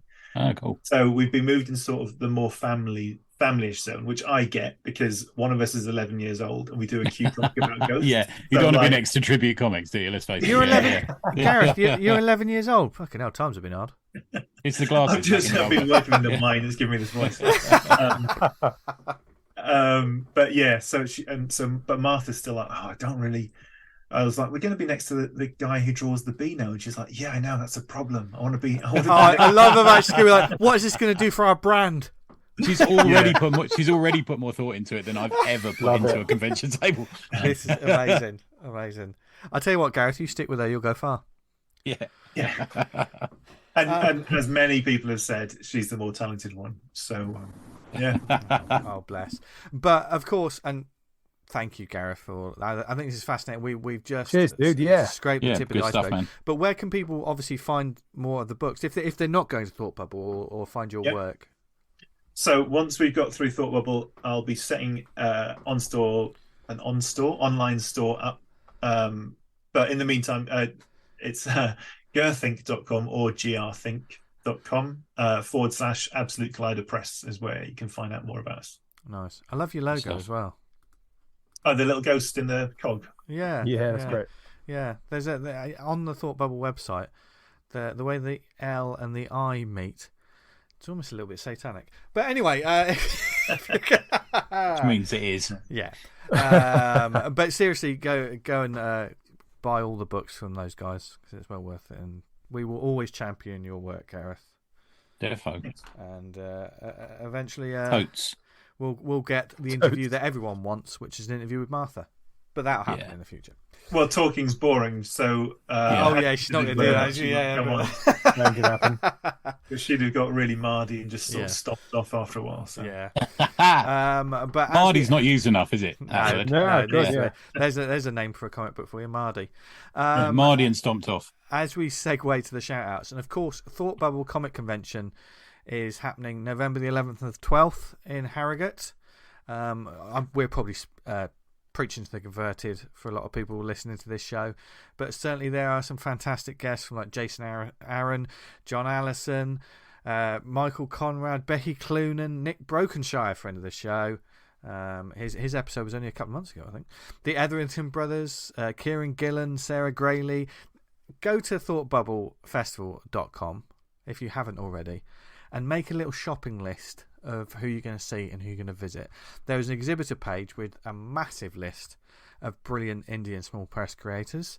And isn't it Al Henderson who worked out if you spent 5 minutes at every stall, you're going to be there for like 8 days or something? Yeah, there's so many people there. Yeah. Well, and there's something literally for everyone. And a lot of people like Gareth will have brilliant new comics.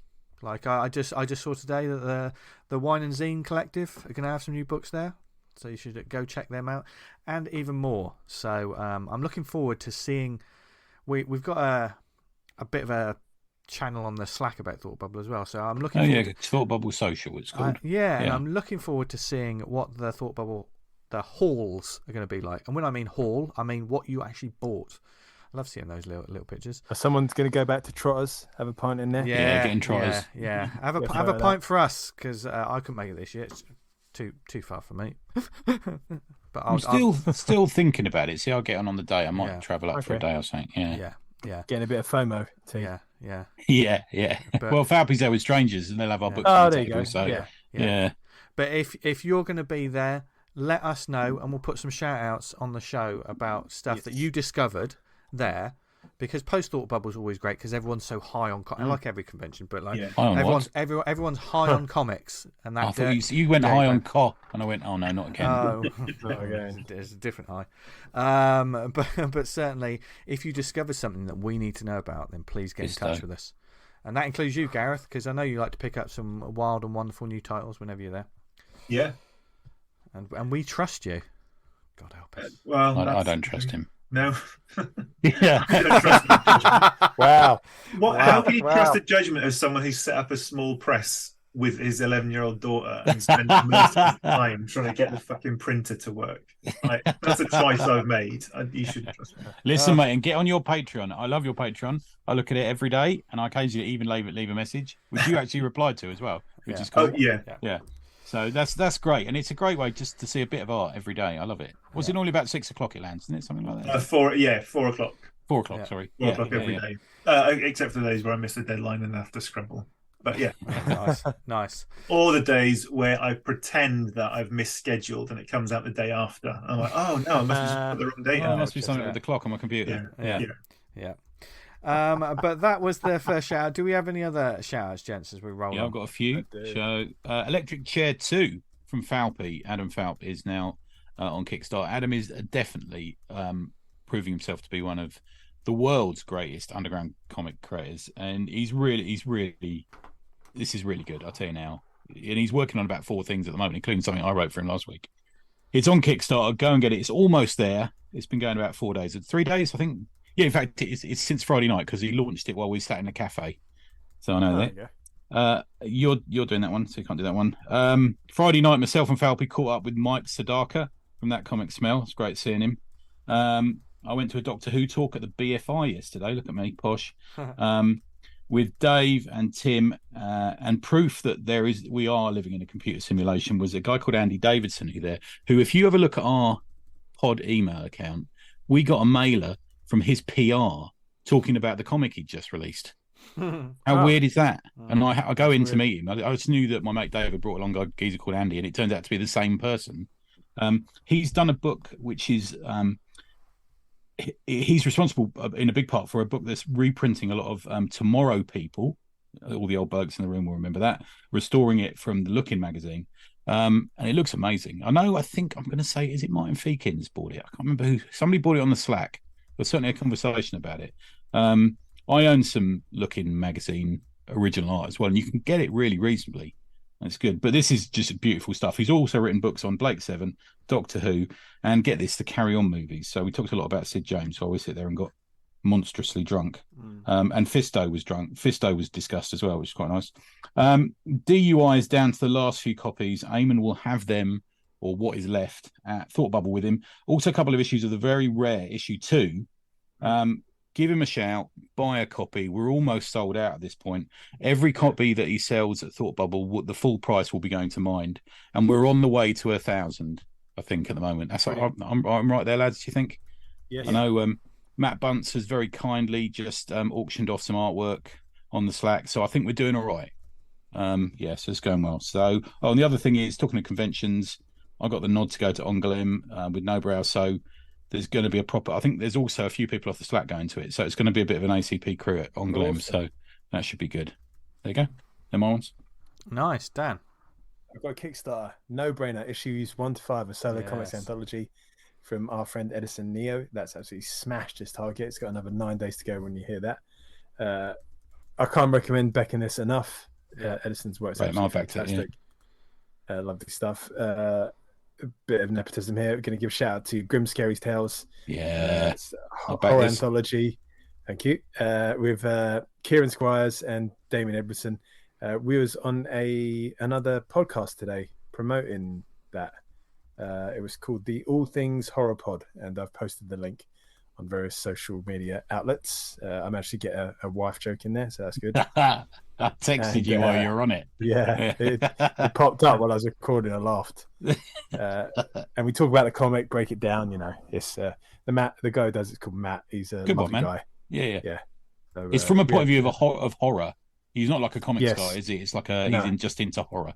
Yeah, he's got a few comics, but essentially he's all into horror films, and that's the angle we're approaching it from. So it's kind of hard to talk about horror stories that have kind of got a twist ending and not talk about the twist, because I was feeling your pain really around that vague, on it.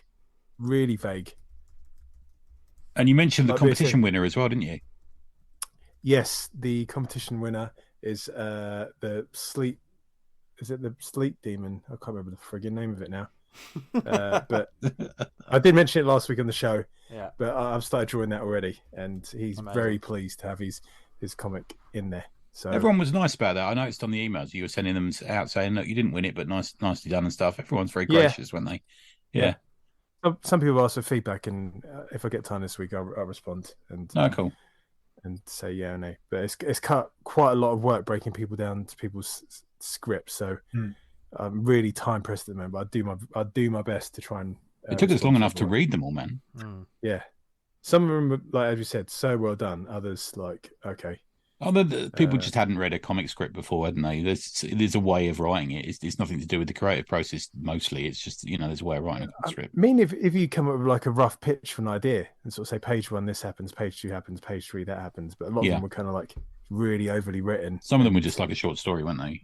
Yeah. So I can't do this, man. Like, we've got limited time, and to try and do the rework. If it was just like, you give me this and it's carte blanche to rework it as a wish, that's fine. But if we got to do a lot of back and forth, you guys know how long that kind of stuff takes. Yeah. It just eats up time. So go check out Grim Scary Tales. Got another 3 days to go on that. Great conversation on writing scripts on the Slack this week as well. Good fun on the Process channel. Yeah. Man, Slack is just great. Yeah. It's really good. Really enjoy it. Speaking of great, we've got a load of great comics. As the sands of time on this episode are burning away. That's not what sands do. But we're going to recommend some lovely comics to you people. Away. And as always, the guest goes first. So, Gareth, what would you like to recommend to our lovely listeners? Okay, so I've got 3, and I'll try and be quick because I don't want any sand to catch. All right. Terrible metaphor. No, it's all right. I'm going to make a comic about it later. Do you remember when we had Qvention and everyone came to the table would say something? Oh, there you go, Gareth. You can make that into a story. Every stupid phrase that came up. Do you remember? Yeah. There was the carapace one, crusty carapace capers or something like that. It's still on the board. Yeah. So one is a TV series, which I know is being annoying, but it's what I'm obsessed with. I spent the last week catching up on it because it's called Joe Perra Talks With You. And I put it on the Slack and nobody cared. That's fine. But it's just this really nice program and there's a comedian called Joe Perra who does very slow comedy. It's sort of like the style of an old man. And so his TV series is just him, and it starts off with each episode is him talking about a subject, and then it just sort of goes off in these gentle little tangents, and you sort of like build up the world around him, and it's so closely written and so nice to watch and genuinely hilarious as well. Nice. I really recommend that. There's one episode where he hears Baba O'Reilly by The Who for the first time. And the whole episode is him just telling people about it. Like, have you heard this song? It's the best song ever. So, yeah. So that's Joe. Best intro of a song as well, I've got to tell you. Well, yeah, and in the episode, as he's hearing it for the first time, he's doing the washing up. So just as he's about to put a bowl in his dishwasher, he stops as like the first massive chord comes in. It's just a really nice moment. But yeah. Oh, cool. So that's that one. Also would like to talk about a comic by Douglas Noble and Mark Stafford called I'm just waiting. So it's Further Cases from the Forbidden Files of the Everything Agency. And so what it's about is it's told from the first person. So you're the person who's watching things happen, and you go into the offices of the Everything Agency. And you're given a presentation of slides by a girl investigator, is that what they call her? Top girl detective April May. And so while she's giving you a presentation, she's going through slideshows of cases that they've solved over the years. And each case is a different drawing by Mark Stafford. I don't know, are you familiar with Mark Stafford's work? Yeah. Love his work. Yeah. Really gnarly, like imaginative work. It's sort of grotesque, but very energetic. And so each slide is a different case that they've solved, and April May will describe the case to you. But then, as well as that, as you go through each case, she's also talking to you about what's happening in the room. So the actual plot is happening behind what you're seeing, and it's just a really, really well done story. Really self-contained, but at the same time it's got what I really love, which is where you're given a name and someone will mention oh yeah, do you remember the case from Guillemots farm and how they found all those upside down dolphins or whatever? That's not an actual thing that happens in the comic, but where you just get told little hints about stuff and then they don't mention it ever again, and it sort of builds up this really weird world which you're sort of building yourself. And it does that really well. And so that's my second recommendation. And then the third one I want to talk about is, and I don't think we've talked about it on the pod before, I don't think you've talked about it, is Concrete by Paul Chadwick. Oh, I love God, that. Yeah. I reread the swimming sequence about a year ago. I love that bit. Yeah. Well, because I'm new to it. Like I've started picking bits up, and so I'm by no means an expert in it. And I think I read the last thing first. So Right. and it just like happened that you just pick up like random back issues, and I happened to pick up like the 6-issue series Think Like a Mountain. Okay. But and so for people who haven't heard of Concrete before, it's about a man. So I'll tell the setup and then what it actually is. So it's about a man who gets beamed on board an alien spaceship, has his brain transferred into that of a rock creature and gains superpowers. So he's invulnerable. If any part of his body does get chipped off, it grows back, and his eyesight is like pinpoint accurate for miles. So he's this superhero. But what the story is actually about is someone who's been removed from society. So he becomes an observer of the world rather than a player in it. And so it's really interesting that the way that the story is told. And so Think Like a Mountain, which is the last thing. So there's a lot of back history which I wasn't aware of with the character, but it's as much as it's the character Concrete getting involved with environmental protesters, like the environmental protest and terrorism thing, which is happening at the same time. It was this is like late 80s, early 90s. Dark Horse Presents, wasn't it? So it was, yeah. So at the same time that the comic was coming out, you had these like eco-terrorist organizations going around and like performing like destructive actions against like mining companies and deforestation and stuff.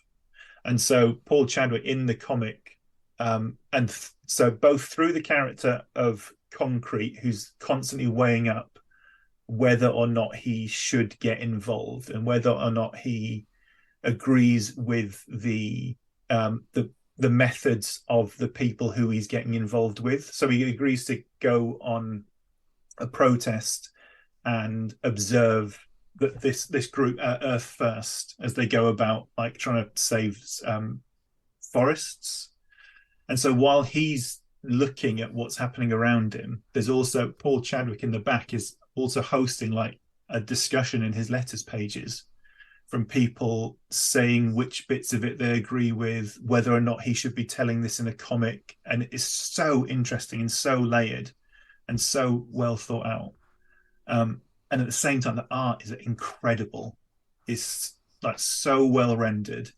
And the sequences where Concrete is out in nature, just sort of experiencing the world that is being left for him. And yeah, it's just breathtaking. So if you go into back issue bins, you can find copies of Concrete. They did like paperback versions of it, didn't they? They're sort of collections in sort of slightly smaller paperback, like they did with Grimjack and stuff. Yeah, and so I've got the best like Concrete short stories, which is like a folio size. It's a bit bigger, right? And that collects some stuff from Dark Horse Presents. And then I've got like a normal graphic novel size collection of a thing called Killer Smile, where one of his friends gets kidnapped by like a serial killer. So those are my three. Yeah, it's a really beautiful story. There was another comic that came out at the same time that always reminds me of it, called Rust, about a man who turns into metal, and he sort of deals. Had sort of similar things, I think, by Now Comics, which is quite an interesting idea. Not in any way as successful, but yeah, it's beautifully drawn as well. It's all black and white. Or Dark Horse Presents stuff was black and white. Does it get color later? I can't remember. Yeah, so Think Like a Mountain's in color, right? And then the collection of Killer Smile is in color, but the rest of it's in black and white. Oh, cool, lovely. Yeah, really good. Nice one. Nice. Dan, do you want to kick us off? Yeah, I've got a couple. The first one, I think you guys might have this already, is Enough Nonsense. Yeah, I was going to do this as a shout out until you said you were going to wreck Friday Comics. Yeah, I got this one sent through, and I love this when it turns up. Like I kind of, what's this? And I can't remember ordering another comic. I'm not sure what's turning up. So when this popped up, it's great.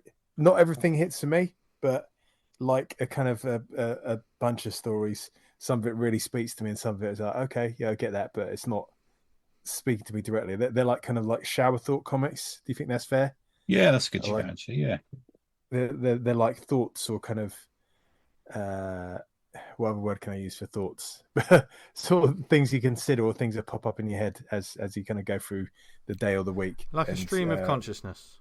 That's it. Yes, so much better put than I could. Sometimes there's funny little moments, and David's got a host of artistic friends and supporters to help him bring those to life. I mean, he has drawn some himself, but there's a number of artists in there. Some of them, like Mike's in it. Mike Sadaka's in there. Yeah, Mike Sadaka's. Yeah, I think I really enjoy his one. That's a really good one. That's a great one. Do you believe in God? In God, which I never get never get pulled into that argument ever. And another one I backed on Kickstarter from the Slack is Now That's What I Call Turning Tricks Pinup Special. Oh yeah, Mike. I got this as well. He's a filthy boy, isn't he? Yeah, that's rather saucy. Well, to be fair, if you look at the Kickstarter page, that's essentially what it promises, and it delivers what it promises. That's a lot of nudity and sexual situations, and for us chaps in November, that's not great to sort of try to come on with. We've been winding each other up about that no nut November, haven't we? Yeah. I don't even know what it means. It's very childish. Well, you're not allowed. That's what it is. I was about nuts because I had those nuts that are covered in seaweed the other day, and I think I ruined it. I just love nuts. Because I've sort of bought some a cake today in Lidl, and I said to the woman, "Has this got any nuts in it?" And she went, "No. Why'd you ask?" And I went, "Well, no nut November." The manager escorted me out of the premises. Dan, have you heard of these? These what? These nuts. Right. Okay. There we go. I was getting a new pair of trainers because my one squeaked as I walking along. And why are we going with this? Listen, it's a good segue. You can, because I'm paying full price for them for some reason. It says you can add like your initials on it. So obviously I put D's. So all the time now I'm going to be like putting my jeans up. It said, "Look at that." And I what D's. we're a very grown up show. Yeah. On that bombshell, I've got to slide away early. All right, mate. So, Gareth, soon. Thanks. I would say I'd put in a comedy effect of Dan getting in a car and driving away. But I can't be bothered. Simpsons fan. Don't forget it's November, so no nutting. No nutting. No nutting. Oh, God. As Dan leaves, and all you lovely listeners are no doubt waving to him through your iPods. iPods a thing now? Anyway, we have yet more recommendations than Tony. Okay, my next one. So K.R.OK, aka Comics Rule OK, issue 1. I got this after Rob Hardingham mentioned it gave us a tip on the Slack. I know a couple of us bought it. Magazine size, 50 pages, feels like an OG fanzine, like Speakeasy or something like that, actually. It's really good. It's only $5.99, which is great in the world of small press. Fucking amazing in the world of small press, to be fair. It self-describes itself on the cover as British comics from the 1960s to the 1980s, and hopefully it's the first issue in a run, actually, because I really did enjoy it. It's available print on demand at the moment. I realised that I knew who this dude was because he's been a guest. Bloke who produces, he's been a guest on Mega City, because he also does a book called Battling Britons, which is a book, a series of books about British war comics. Have any of you heard of it? I've heard of it, yeah. Yeah, really good, like really good quality. Contributors include James Bacon, Jim O'Brien, Bill Cunningham, Justin Marriott, who I think is the guy who makes it, and Richard the Don Sheaf. There's a nice little piece on Down the Tubes where they talk with Justin Marriott about he rediscovered the love of the medium during lockdown. So I think a lot of people did, didn't they? Yeah. I know there's a lot of comics bought in this house, and I got in the shit. But there's some great stuff in here. And a lot of it is about British. There's no type of comic in this world that is more forgotten than British weekly comics, I'm going to say. We seem to there seems to be nostalgia everywhere for American comics, little niche publishers, manga, bande dessinée, but everyone's forgotten the poor old British weekly, and all the great stuff that went on in there. Yeah.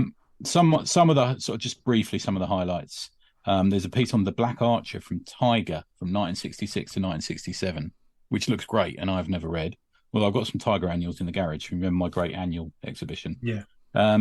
A piece on David Lloyd's covers and art from Dark Horizons, which was the newsletter for the British Fantasy Society, which looked gorgeous. There's a piece on Carlos Esquerra's art from Solomon Gaunt, which was in Wizard comic in the 1970s. In fact, it was 2 years before 2000 AD. It ran from 74 to 76. There's a piece on Kids Are All Okay from Action, the one that got it banned. There's an interesting mystery solved for an early Dread story and possible links to some homoerotic art. Believe it or not. Dread's not homoerotic, is he? Head to foot in leather as he is? I'm of sure course not. Not someone me being imagining it. Not a dominating sort of presence dressed all in leather. It's not, is it? Yeah. Oh, I'm looking at him all differently now.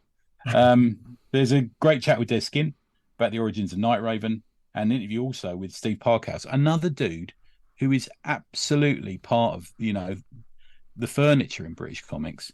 He's doing Resident Alien now, just brilliantly. One of my favourite series of the year is Resident Alien, and we don't seem to talk about him enough. When you look at the Bo Jeffries saga and all that sort of thing as well, just amazing stuff. There's an interesting piece on football hooliganism in comics. And it ties it in with New English Library novels, which was certainly a thing when I was a kid. Any of you guys read the New English Library? No. They did books on skinheads and biker gangs, and they did sci-fi and horror, and it was the real sort of trash novels of its time. But as with a lot of trash novels, they really sold, and it ties in the way that football hooliganism did turn up in British comics quite a lot. There's a piece on Slaves of War. I think Slaves of War at Orphan Farm, which is another story that Mega City Book Club did recently, which is really interesting. And they're on a place, and this is pre this person becoming Prime Minister. They're on Thatcher's farm. It's quite an interesting piece. So the only thing with it, I would say, is it had me going to eBay to buy a load of comics. That's the thing you got to be prepared to do if you read this thing. You're going to open your wallet. Look for Comics Rule OK or K.R.OK, C.R.O.K, or Justin Marriott on Amazon. You'll find a copy, very reasonable. Came the following day. Print on demand's amazing, isn't it? They seem to print it and post it quicker than they can just post things sometimes. But yeah, absolutely thoroughly recommended. Really good stuff. There you go. It's my first one, guys. Nice. My issue 1 for this week is one, and I'll say straight up, I'm not going to mention a couple of other titles, but I bought a few issue 1s this week. Oh. And 2 of them didn't really do it for me. I'll tell you. Tell me guys after. Off air. I did read, however, once again, if I like an issue 1, I'm going to read an issue 2. Issue 2 of The Midnight Show from Dark Horse Comics came out. That classic, I know Halloween's done, but a town being overtaken by monsters from movies like Dracula and Frankenstein and all of that. That was brilliant and properly sort of great horror comics. So keep reading that if you want. That's just a quick recommend. And that rattles along at a pace. But I picked up a title. I thought I'm gonna start. I'm gonna read an actual established character, an issue 1 of an established character. But I'm gonna read them like not one of the main publishers, but I'm gonna try something a bit different. A character I don't know too much about, but has a long history in comics. So therefore, is this issue 1 accessible to me, and can I enjoy it? Let this be the rabbit. Let this be the rabbit. Let this be the rabbit. Yeah. This is from Dynamite Comics. Oh. What character do you think it is? It's Vampirella, isn't it? No. It's Red Sonja. Gareth. Oh. From Dynamite. Yeah. Have they got the Shadow at the moment? No. Did they ever have the Shadow? They have done, yeah. No. Yeah. I don't know. Sorry. But Tony's second guess was correct. This is Savage. Oh, hang on. Tony, he had a second guess, and then you sort of moved on. I moved on. My next guess. Okay. Go on. What's your guess, Gareth? No, it's going to be Red Sonja. Oh, it's Gareth is correct. Oh, Gareth wins. All right, you win. Yeah, thanks very much. Yeah. This is Savage Red Sonja, number 1. Written by Dan Panosian, who does the cover for issue 1. And he's a badass artist in his own right, because that cover's amazing. The artist for this, however, is Alessio Petillo.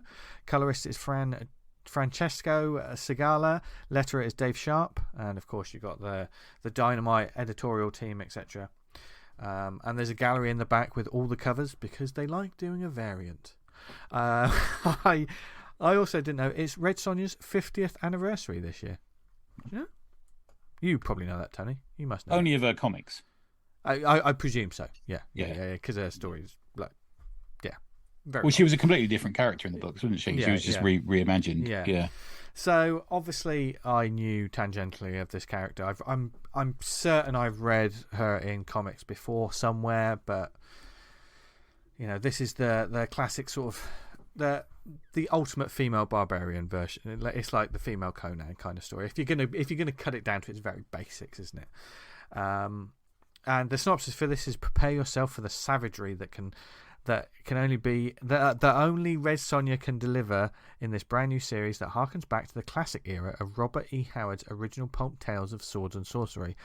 Tasked with retrieving a long-hidden gem from a crumbled ancient kingdom, the she-devil with a sword is travelling alone through a dangerous wasteland when fate intervenes and her solo adventure is sidetracked by a wayward prince and his bride as they try desperately to escape from fearsome desert bandits, only to be attacked by a monstrous beast from beneath the sands. Bloody hell, that's a long synopsis, and it gives away most of the issue. Yeah, that's it, isn't it? Yeah. They're never very complicated, Red Sonja stories, are they? Let's face it. I think we've done all right there, yeah. But this is cracking. I mean, the first thing, sometimes we say about these books, great cover, sometimes it's let down by the interiors. Well, that's said often about Dynamite, I believe. Yeah. But this one's killer. In fact, there is a very European feel to the artwork of this. Beautifully told, and that sort of pulpy nature is certainly within the narration. It's telling the story much like the books used to. And at first I was a bit concerned that it was telling the story as if I should know Red Sonja, which I presume a lot of people who probably could buy this comic already know the character. But I was looking for someone who doesn't know it. Does it still deliver that sort of bang for the buck? I mean, honestly, I dropped Red Sonja from my pull list about a year ago because there was like 4 issues a month at one point. Yeah, there was a lot of them in there. I think you should pick this one up, Tony. I think this is a good, nice pulpy series as well. It is very much. It picks up with her in a tavern being told about this blood ruby. That's all. There's never going to be any classic. There's never going to be any danger, is there? Yeah. That apparently is guarded by the ghost of King Gresh. But Red Sonja doesn't believe in ghosts. And so she's just heading off to find out what this is, and this is Devil in the Sand is the name of the story. And at the beginning, it kind of talks about Red Sonja as if you know her, and I thought, this is a bit dangerous. But then by page 3, it's kind of telling you the things that you need to know. It's not a massive backstory. Yeah, the classic. She will lie with no man that cannot best her in combat. And as it says in the book, seems rather arbitrary, that doesn't it? Such an oath lends itself to a solitary life. So there is very much talking about how lonely Red Sonja is in these journeys as she goes until she comes across these people. And she could lower her standards a bit then. Huh? Yeah. Maybe just arm wrestling or something like that. Instead of full battle. Yeah. Well, the thing is, she made a promise, and as the book says, in return for such a promise, she was bestowed with an extraordinary mastery of all sharp-edged weapons wielded by the warriors of Hyboria. So that's a bit of a kicker, isn't it? So it's like, right, you can't be with anyone unless they beat you in combat. By the way, you're the best in the world at combat. By the way, even if they do, you've likely to have stabbed them quite a few times. So them getting a boner isn't going to happen. Exactly.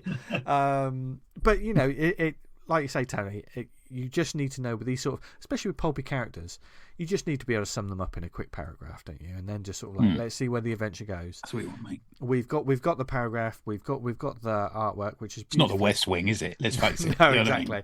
No, exactly. And she's traveling through the desert trying to find this place. She comes across these people who are on the run from these bandits, as it said in the synopsis, but they do have ties to this treasure that she's trying to find.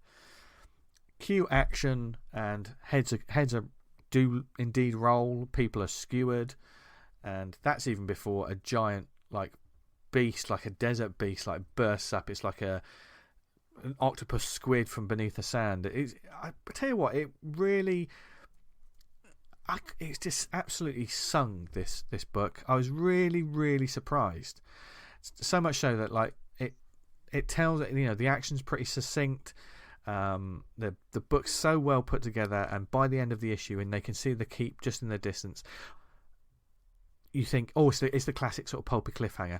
I do get a sense, and of course this is probably going to play out because you can telegraph these things, that the people that she's bumped into, there's more to them than meets the eye. There's never a character in a Red Sonja or a Conan book that doesn't play a part in it, because otherwise they're just going to get slaughtered. They're just people in the background, you know. Yeah, and I get the sense of they are not to be trusted. There's just something about it. It's that chafes as well, that bikini, didn't it? I suppose. Yeah. Yep.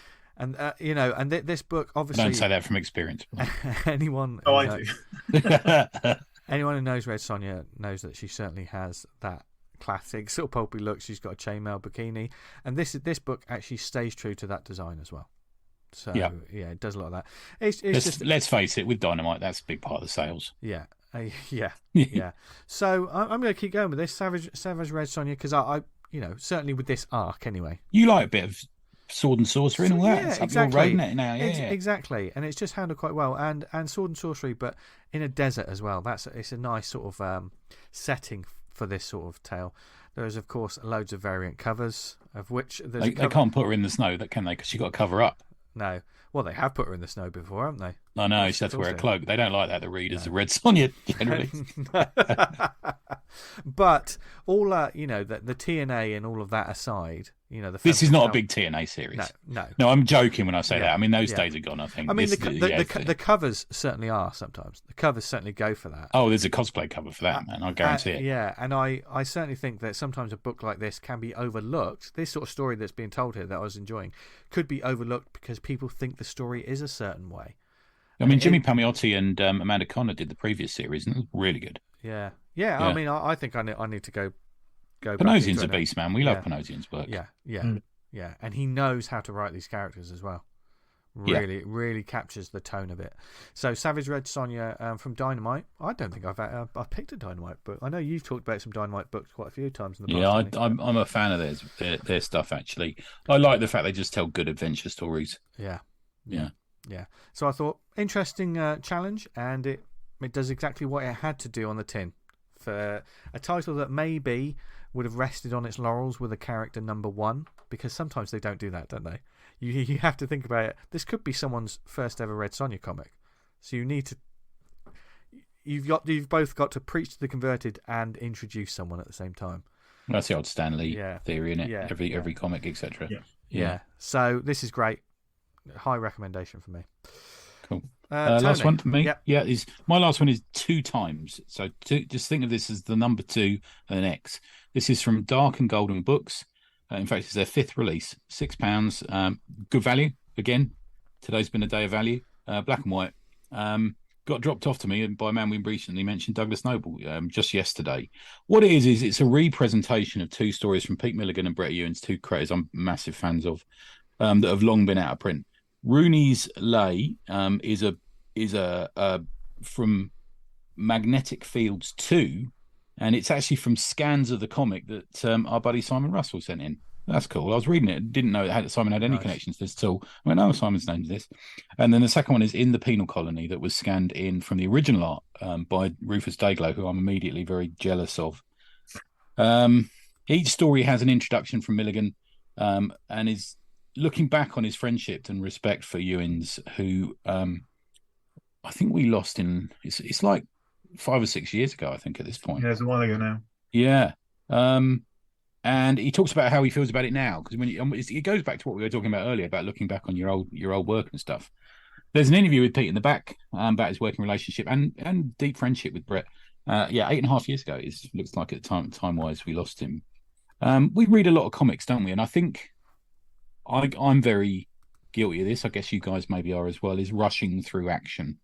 Mm-hmm. You know, we occasionally rush through a comic, don't we? And occasionally I'm reminded about how good a lot of these people are, how good they are at their craft, and occasionally a page will just stop you in your race, and that happened with this. I absolutely gobsmacked about how good some of the pages in this were, especially in the penal colony story. It's a cliche, isn't it, for us now? But what we do is, all we do in our little WhatsApp group is every day we'll take a picture of some comic we're reading, we'll send the artwork to each other and go, fucking look at this. But I did that in the Slack, and I did that to you guys. And there's a page called I'm going to call it the apparatus page. It's just amazing. How can a human being put a pen on a bit of paper and create something so perfect? It's just, it reminds you of how much you love the medium sometimes when you see stuff like that. We need it reminding, don't we, sometimes? We're a bit jaded, as we were earlier in the episode. So in the penal colony, it's actually the second story, and it's probably my favourite of the two. It's both an adaptation and also a reaction to Kafka's short story by the same name. And it's like Kafka's story told by a detached narrator, but examines the narration almost and what's going on in the page and witnesses. It's about a man who arrives, an explorer. He arrives in a small town to witness the execution apparatus in work on the condemned man. In Kafka's story, they were named by their roles. They weren't named as people. Their actual Christian names when they were full names or anything. One is called the condemned man. But something happens. For those who've read the short story, they'll know what happens. And there's a twist, and it's full of interesting parallels to real life, as with stuff like the trial and stuff like Metamorphosis and all this sort of thing about human nature and a ridiculous pride of this person. It is absolutely amazing, and there's not a mistake in a line on the page. It does remind you how great Brett was. I mean, I think probably his 2000 AD stuff was where I really noticed him back in the day, but this is amazing. The other story is called Rooney's Lay, and Milligan talks about in his introduction how it sprung from a mutual interest they had for Philip K. Dick, but also done with more of a punk fuck you kind of aesthetic to it. A brothel inspector, that's not a bad job, is it? A brothel inspector arrives on an alien planet and makes his way to Grut Town, where he gets more than he expected in what happens there. And Milligan talks about how it's about desire and prejudice, which really interestingly. The artwork is slightly different in this. It almost feels like, and I believe it is earlier Ewins, less sharply defined as and not as Ewan-esque, I'm going to say, as we see elsewhere. More straightforward and square-jawed. I'd put him in on the spectrum of artists, slightly nearer Steve Dillon, perhaps. I know they were friends and collaborators as well. I think they worked together on Screamer, which is a book that Milligan talks about in the big interview at the back. But all of it really interesting. I absolutely loved it. You can find these and other books. I think I talked about a previous book at darkandgolden.bigcartel.com. You can find them on Twitter and Instagram at dark_and_golden. On Twitter and Instagram, they use the same name. Go and look them up. Yeah, really interesting. They've done some stuff with Kevin O'Neill. I think they're continuing to put stuff out that we just haven't seen for years, and you'd even have trouble finding in the back issue. Is that right, Gareth? Yeah, I know you're mates with Douglas, aren't you? Yeah. So they did one with Simon Harrison. They put out some work that he did called Second Dude, which is in like CBG magazine. Oh, okay. And yeah, I've seen some of the other stuff that they got coming up, and it's nice, really special. So good stuff, nice. And they'll be at Thor Bubble as well. They're in Distillery Hall. Oh, cool. Nice. And what a special episode! What a special episode it's been. Seeing as Gareth's here, it's always special talking to you, Gareth. And we hope you enjoyed this week's episode as always. And if there's anything you want us to talk about, if there's any comics initiatives, comics events, heck, just comics in general that you want us to know about, then you can get in touch with us in several different ways. You can email us, awesomecomicspod@gmail.com. You can follow us on social media at The Awesome Pod. Our Instagram might get a bit more active soon as we switch over to there. I think that's called something else, actually. I'll dig that. I kept thinking at The Awesome Pod was everything, but it's not. So be prepared for a lot of Instagram shilling over the next few weeks, but we'll make sure that it's actually like decent posts, not just a load of tat. Thank you for listening. I think we're going to start with the recommends as well, aren't we? We'll do a bit of that. Yeah. And certainly, if you've listened to the show, keep the conversation going. on the Slack group. If you want to be part of it and that wonderful community, just get in touch with us and join us. There's all kinds of channels and discussions. If you want to find out more about like how to make comics yourself, or if you just want to talk about art, or just ranting in general, or continue this conversation that we've started this week, there is something for everyone. And it's hopefully people do talk about that bit we talked about with Gareth earlier. I think that I'll be really interested to hear what people's thoughts are on that. Yeah. Also, let's not forget to mention ACP Recommends, which is a website run by our buddy Craig Shields. Thanks, Craig, again. Yes. And on it, you'll find our recommends every week. Yes, and links to go and find them, which is brilliant. So you can see all the covers. It's amazing. It's amazing. And you're amazing for listening to this episode, wherever you listen to it. Not you. You're on it, Tony. It doesn't count. Oh yeah. You've just been listening to us all for the past hour and a half. But if you at home were listening to this, or wherever you are, thank you for listening to us, whether it's on the website, awesomecomics.podbean.com. If you're listening to us on Apple Podcasts, please subscribe and leave a review. Say something nice about the show. It just helps get the word out to the masses, and people discover some more indie books, as well as listen to us rant about the mainstream stuff occasionally. And there's obviously, we're on other networks like Spotify, Amazon, Stitcher, Podnose, Podknife. What other networks are we on, Tony? We're on Pod Cornelius Bullbag Rimbob. And if you can tell me where that's come from, I have a spare issue of Eerie, which we talked about all last month, to send you. So first person past the gate, you can tell me where Cornelius Bullbag Rimjob came from. Okay. Then I'll send them a copy of Eerie. And put it in the Slack podcast discussion channel. There you go. You got to put it in there. First person to put it in there wins that. There you go. There you go.